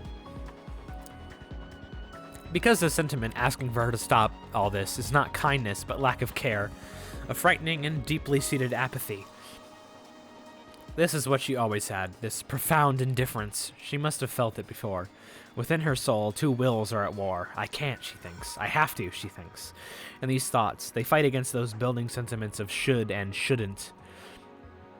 But she feels a fire flickering in the depths of her heart. Yes, her true wishes are much too strong to lose. Hikari stands before Tairitsu, whose hand is out and whose face is contorted with rage. Around them, a rainbow has been torn apart and is bleeding through the air. Tairitsu cannot move. Hikari cannot move. Inside of her, Hope asks, when you bring back time, can't you just push her farther away? Her will to be considers it. That's fair, she thinks. Hope can't be a worthless thing. The world begins to move again, and Tairitsu is sent in an instant behind that distant chapel's gates. Her impassioned grasp closes around one of its bars, and glass comes to help tear the metal construct from its hinges. At once, she realizes what game the beast has played. She takes hold of whatever other glass can be found around her, and sends it all to the air, each flickering and each reflecting. She finds Hikari soon, and then she moves the earth. Things twist beneath that earth, and within the world's fabric as Hikari plants down her foot in quiet rebellion. In a sudden but frightening way, she realizes that Tairitsu still has the aim and the means to take away all of this, so to Hope. She chuckles. She already knew that Hope was gone. The space between them warps. Which of them asked for this, neither can tell. They face each other behind the broken gate, within the shadow of that cathedral. And with a smile, Hikari repeats herself. She tells Tairitsu easily, I said, you don't have to do this. It is nothing that the girl in black wants to hear. What has to be done? Are you joking? You don't know why you're here, do you? Does anyone other than me? What has to be done? You're right. Nothing has... Wait. Is this all Tairitsu speaking? Okay. What has to be done? You're right. Nothing has to happen. Nothing in this place matters, and you don't even understand. You don't know anything. I've kept it up long enough. Do you think I care to be here? You know, honestly, maybe I'm the hero of the worthless story. Maybe I'm its villain. Whether I am, whether I'm not, honestly, whatever, it doesn't really matter. Maybe you ought to die. You're right. I don't have to do this. Neither did you. Those words, pointed as they are. I didn't say that right. Whatever. Voices, schmoises. It's a story. Who cares?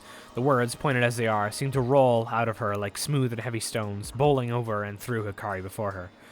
To Hikari, it sounds only like insanity. She feels now like she and the other girl have been connected, but all that's in the other girl's mind is madness. Tairitsu knows that her mind is madness, and what of it, she thinks? It has been driven there. There is nothing to lose and nothing to gain. She speaks one final time, saying, "If you want to live, then kill me.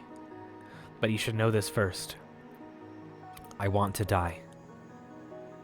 Her words are sincere, and her sincerity or wickedness are manifested. Might fills Tairitsu's stomach and burns into her hands. She will force the ending now, no matter what it will be. With that sentiment guiding her, she calls upon the shards, to which neither girl has laid claim. The fragmented segments of the sky, they begin to fall, and the horizon darkens. Hikari cannot control everything. Rather, her control was lost very quickly after she had gained it. A tug-of-war. No. This would be better referred to as a struggle. This would be better called a beating. As the first part of the sky falls to the earth, crushing a part of the cathedral and showering everything in dust, it falls very near to her. This cannot be coincidence. It's too close to be chance. She understands, as more comes down, that Tairitsu has a sky, and that can only be called absurd. The land and the air, the glass, the wind, all of it. Oh god. All of it is being heaved up, pulled down, turned, and tossed. She can disappear some of it. She can point at some of it and make it vanish into nothing but pale and transient fire. She can even pull parts of the sky to her thrall. When Tairitsu throws the world at her, she can catch it and throw it back. It is cataclysmic, as if giants have descended and now stomp down on the earth. And amidst the white there is black she cannot touch, called from the distance. There are shards that Tairitsu will not give back. This, everything, is now being taken. As she battles back, as the plains and gates and buildings rumble, her teeth are forced to chatter, she plants her feet again, but can still feel tremors into her fingernails, into her skull. The cathedral standing over them groans, and it is beaten by the debris of the heavens, but it does not fall, nor will she.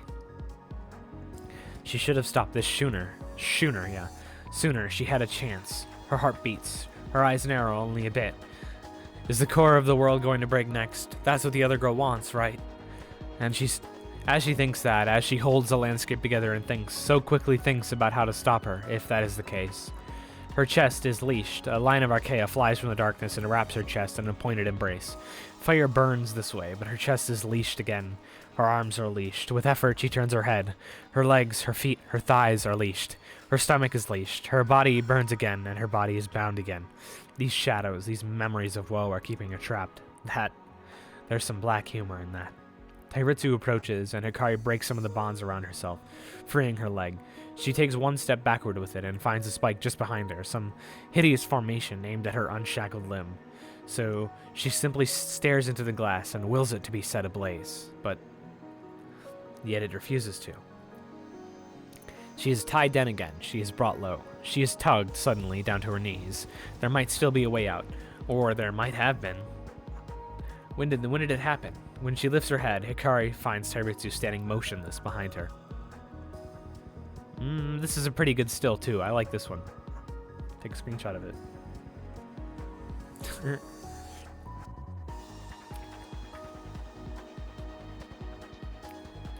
Very pretty.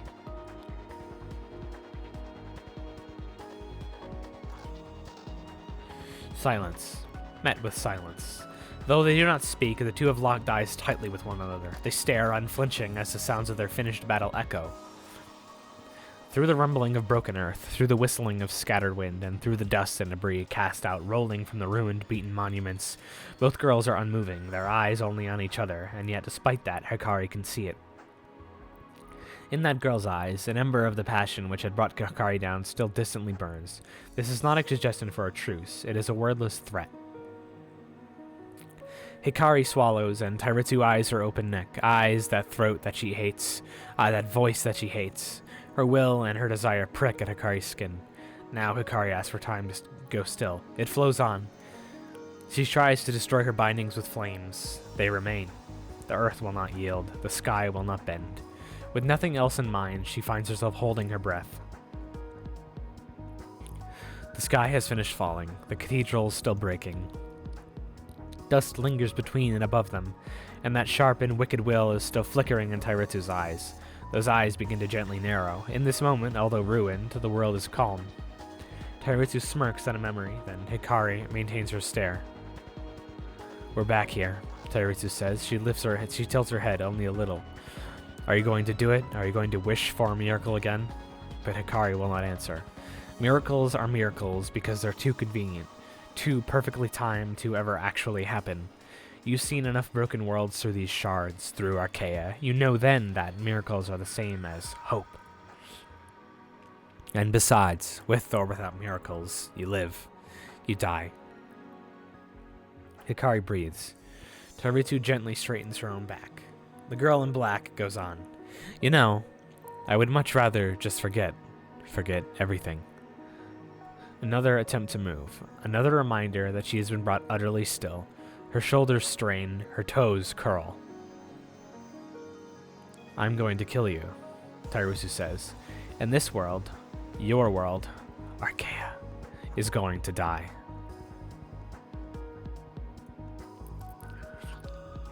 Again, she pushes a smile across her lips. She breathes in and forces out a laugh. With her other hand, she takes Hikari's cheek. She lifts the bound girl's chin. You really are right, says Tairitsu as she brings her palm nearer. I really don't have to do this for you. Her smile disappears as she leans forward. Tairitsu's eyes have a familiar look. It is regret and sympathy. Her wings of black have folded down. Above, the night sky continues to glitter. Although all of the fury has passed, Hikari's heart continues to pound. She admits to herself it won't be enough just to stop her. Tairitsu begins to bring her left hand away from Hikari's throat, and as she drags it back, something black and pointed glitters in her palm. To end this, Tairitsu says this. I'll let you know clearly. My name here was Tairitsu, and yours was Hikari. Please. Hikari whispers a word forced. She almost hisses, please stop. And Tairitsu tilts her head. This again? She thinks for a moment and adds, nothing's going to change. Hikari breaks her bonds with a show of blinding light. She stands and holds out her hand to wish for a weapon. Her wrist, her waist, her legs are all pulled back down. Still, she wishes, and within her palm a sword begins to manifest. It is something new, something created, not a memory, though still made of glass. An impossible blade. Along its edge, space seems to be bending, glistening. Arcaea rewrites itself, and slowly allows the weapon to be. Tairitsu thinks, how funny this is. She has seen that jagged pillar before, and immediately once more, Hikari breaks free. She turns her sword in her palm and thrusts it into the earth. With this, Tairitsu is forced backward by a queer gust, pushed so far away. Hikari brings the blade back up, raising it toward Tairitsu, and as she does, she sees her own hand shaking. Tairitsu lands despite still being pushed away, and her gaze falls upon the familiar sword. She stares. She waits.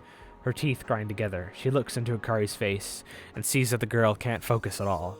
The game of bounding back and forth, the hesitation. She has no patience for even a bit of it.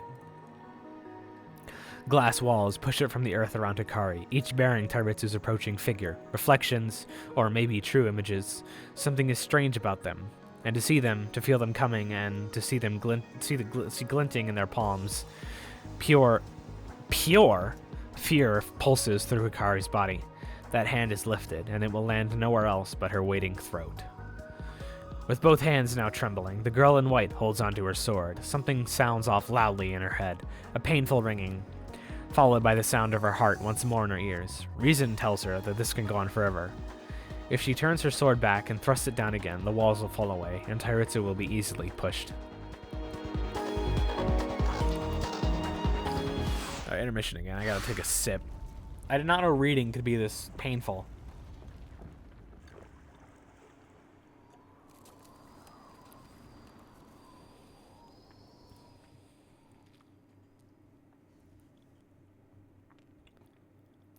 Reason tells her that this can go on forever. If she turns her sword back and thrusts it down again, the walls will fall away, and Tairitsu will be easily pushed. So why? When she feels Tairitsu's hand gently holding her right cheek. When what is clearly Tairitsu's flesh and blood body appears before her, why does she thrust her sword upward and through the other girl's chest?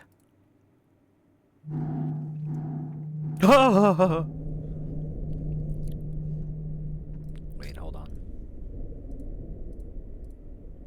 I can't...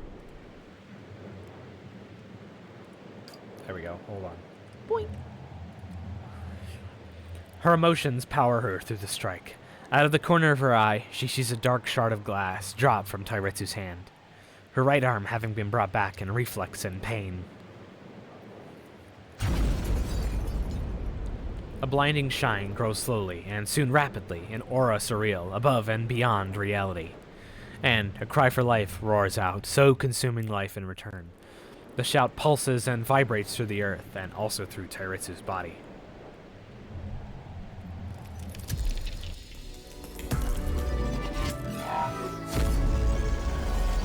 And ends.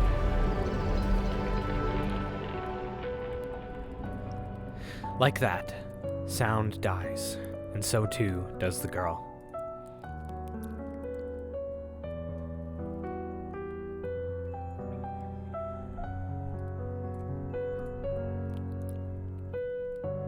As soon as it stabs through her, sets within her body, the blade swallows her life, her blood and essence quickly filling the glass.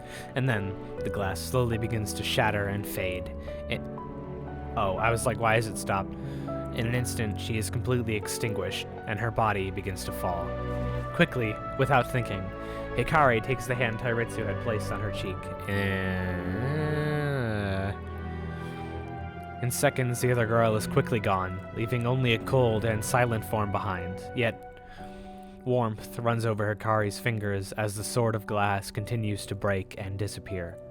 In her other hand, she can feel the strength of Tairitsu's grasp completely vanish.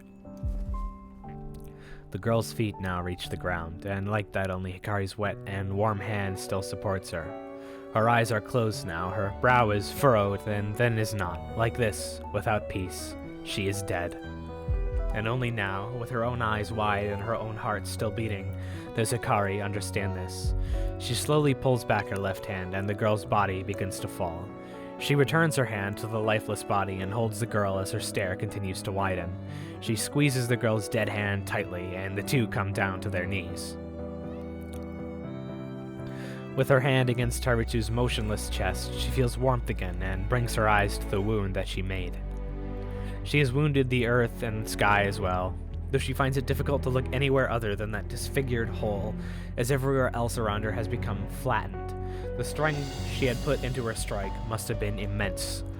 The scene has been leveled entirely. The sky has gone completely still. The cathedral is all but no more. Behind Tairitsu, some fractured brick wall has flown out from the blast and fallen. Evidently, it was shielded and kept from disintegrating by the power of her girl's body, but still, the shield had been pierced. Stupidly, Hikari brings her face to the other girl's and waits for a breath that will never come. She squeezes the dead hand tighter, and when it does not hold her back in return, she throws it down in anger. She digs her nails into the front of the other girl's clothing, feeling something warm once again. She looks and realizes tears have begun to fall on her hand. And though she knows, it might be a little loud. There. And though she knows what had warmed it before, she had to have known. Seeing her own hand dyed in red and cut through by her own tears throws her suddenly into panic. She straightens her back in terror, then nearly falls backward. Her face contorts and her lips tremble. She sobs, brings her clean hand to her face, and sobs more deeply. Now she falls, Tairitsu coming down along with her. Hikari pulls her stained hand down to her dress, and the corpse leaning upon her collapses back instead against the cathedral's debris. Her own words echo inside of her head, her own sardonic chastisement. You never had to do this.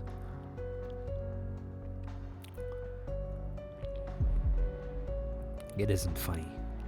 The reality of everything is becoming so impossible to ignore. Leave your hand down all you want. The heat that burns through your skin isn't going to disappear like the sword. A girl is dead, and you were the one who took her life. You killed her. You knew how much she suffered. Did you really try to understand her? What will you do now? No, don't you understand? You can't just move on. You want to pick yourself up, continue your journey. This world already remembers everything that you did. What? Where's your sense of triumph? You won, didn't you? You are alive. Do you hate it? Didn't she? Does that justify it? Does that make... Wow, that was the lag spike of all time. Does it make things better? Justification?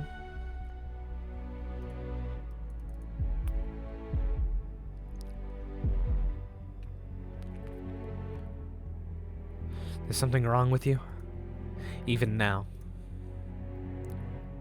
You're only thinking about yourself.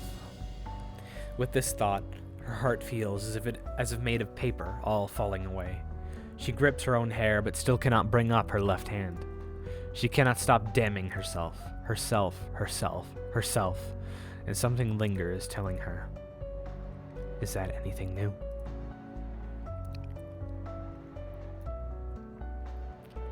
Her first impression was that she'd awakened to a cloud of glass butterflies. How pleasant, she thought, that these figures can move as well. Where are the strings?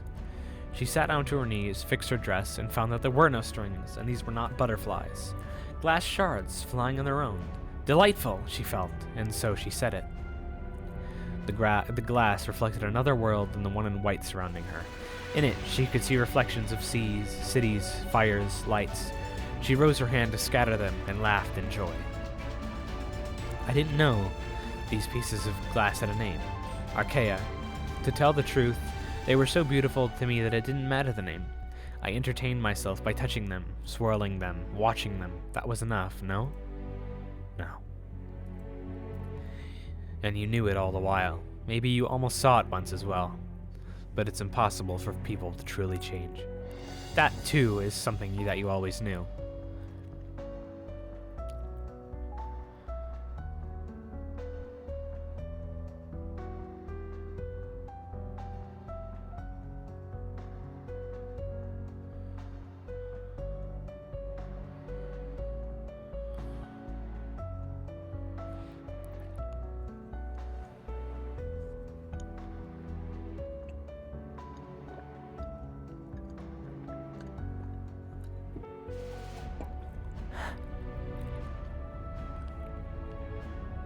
The curtain will not draw to a close. This never ends. There's no meaning to be found here, like you wanted. Just another crying girl, alone in a world of the dead. At least there's one truth you could take comfort in, one fact irrefutable, now etched into you with the blood of the one girl who had been so near to taking you out of it. Yes.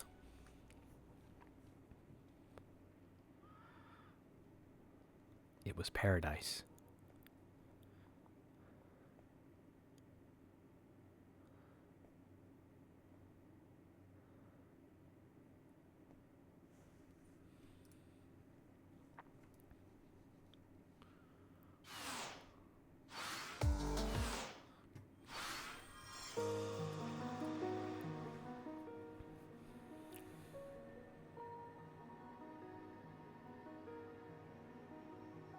Wait. Hold on. How do I go back?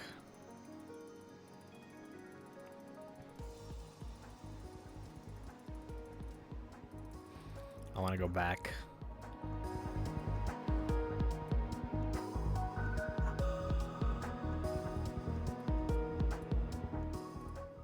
Okay, it was F6. I'm just dumb. Paradise, afterlife, heaven, the world of the dead. It should come as no surprise that the departed might linger in a place like that, at least for a little while, or perhaps they will linger just above it. That's where I am, that's where you are. Excuse me. So that's it. My hand on her cheek, her running me through with glass. I can't feel either anymore. I can't feel anything. Can't feel her. Let me go. Why? You're here. But isn't there something still stirring inside of you? You've got a few little pulses of life left. A little more to go. No. No, it's not quite over yet. Listen, remember. Remember yourself. It's been much longer than this, hasn't it? You've already seen so much worse. Now get up. Fight. Fight against. Stop it. Alright. Let's just talk instead. You're not listening. I don't want to talk. I already said. I just want to... I want you to remember. You're pretty annoying, you know. Then do you remember? If you do, you should know why these memories aren't going to leave me easily now that I know them. Even if I don't want to, I really am starting to remember every little thing. And if I'm remembering right... I've thought this before, but is this a joke? My old life. I loved being alive, but living was awful. How many times was I thrown down? How many times was I spat on? Hate followed us everywhere, even though we just wanted to take our powers and just help. We scared them. We? And who are you? Well, who are you? Well, funny thing. That's actually the one thing I don't remember. I guess you might as well call me Tairitsu. Then call me that too. You're kidding, really? Are you telling me that I'm right? About what? That when she made this world, she didn't think about a single part of it? If the life I had here was... She's awful. I'd say she just never learned. I don't feel sorry for her if that's what you're getting at. We may have come from different realities, but she must have understood what she could do. She had to know. And she just didn't care, and that's why. I don't care that she wasn't brought up and taught like I was. Just look. Look at what all my training with the Shapers got me. I was different from her because of who I was, not what I learned. If I'd had the strength, if I had really had the power to change things for the whole world, I would have, but I couldn't, and I didn't. And that's what I got. Another go, because that's what she wanted. And in her stupidity, she gave that to everyone else too. So dumb. It's dumb, right? You have to laugh. Come on, laugh!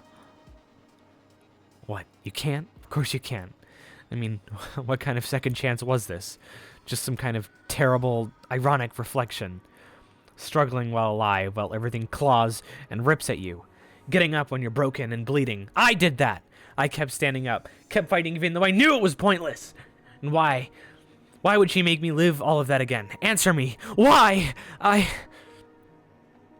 wanted things to change. I never wanted to give up. Did you? This second time around? I did. Hey. I know I'm dying.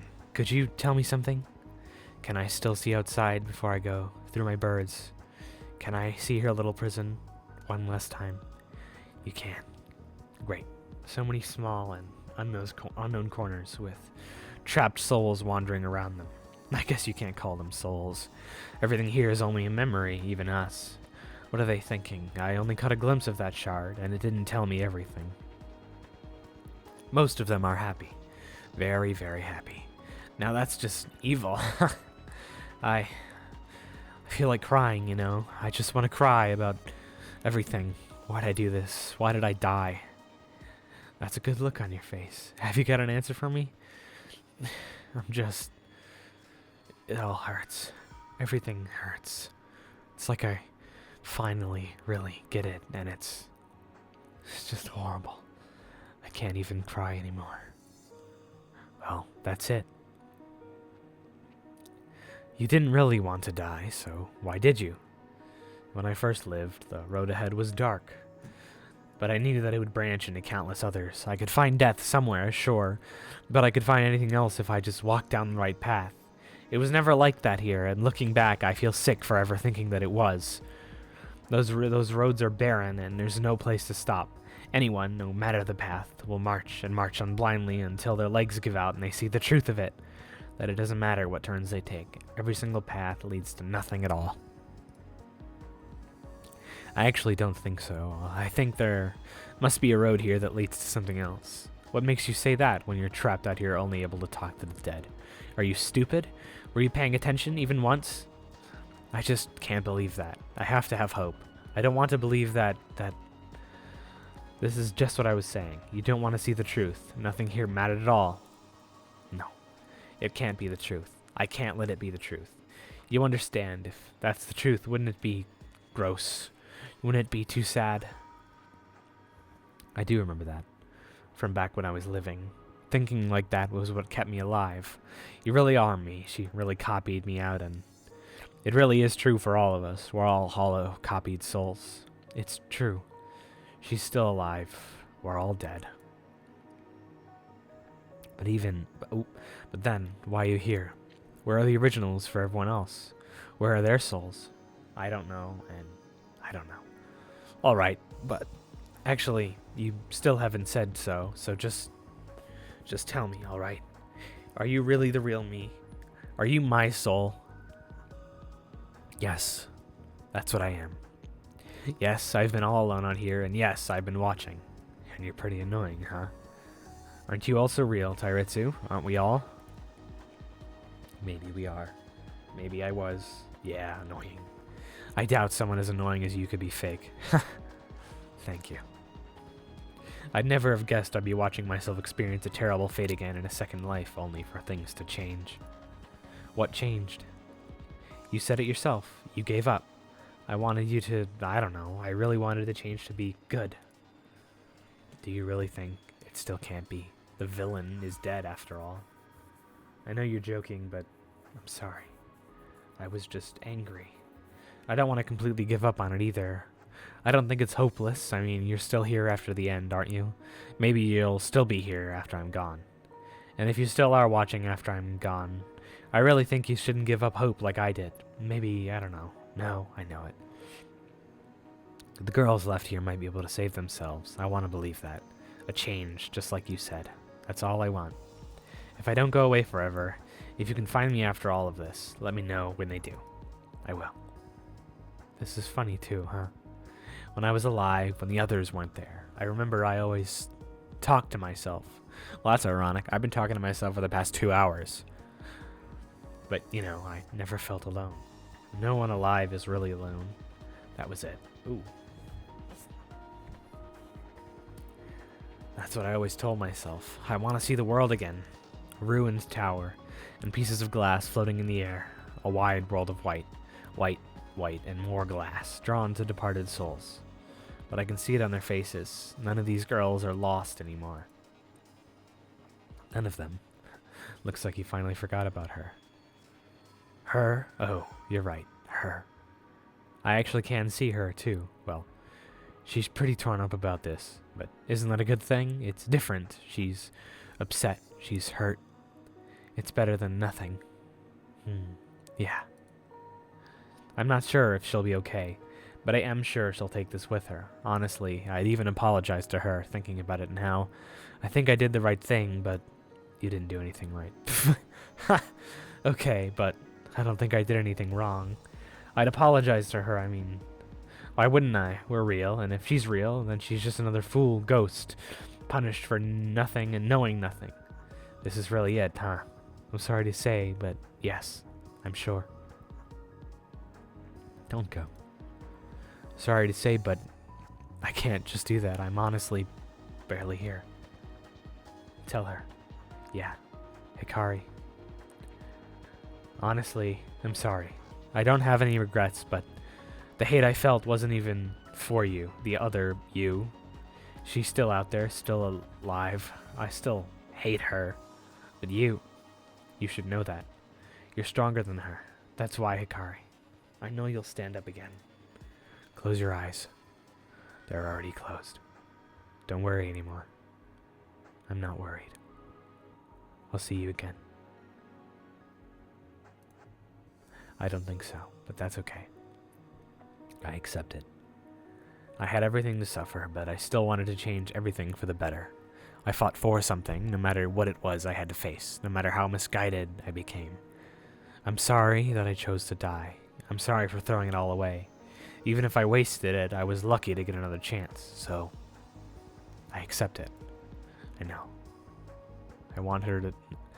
I don't want a pathetic, don't want a stupid finale to be all I'm remembered for. If you can hear me, I want you to know this. Hikari, I mean it. Don't forget. I accept this life.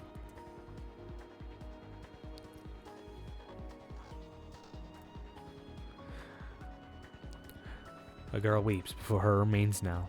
So anguished, so crippled with grief. The girl misses the final smile on her face before it fades. Some of this tale remains untold. The truth is, some tales end without ever being fully told. And their pieces, their shards are what remain, to be put together and understood. This has always been a world of shards, a world of pieces. The girls have always been left to pick those pieces up, believing that reflections have meaning, believing that being at all is why anyone would ever be. Now the girl in white crumbles down to earth, hurt and alone. But she will find and carry pieces too. Memories will live on here. All will be remembered until the past and the very end. They will carry on, and none will ever forget.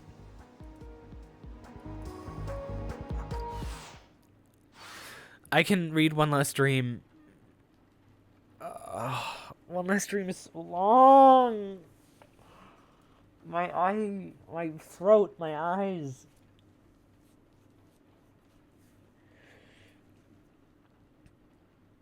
No, I'm not going to. Genuinely, I'm not going to.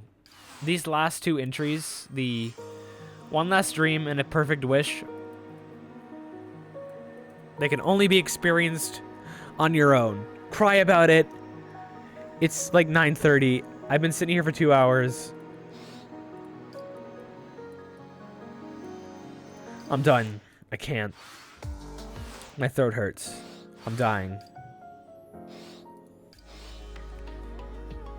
Yeah, I don't have Last Eternity installed.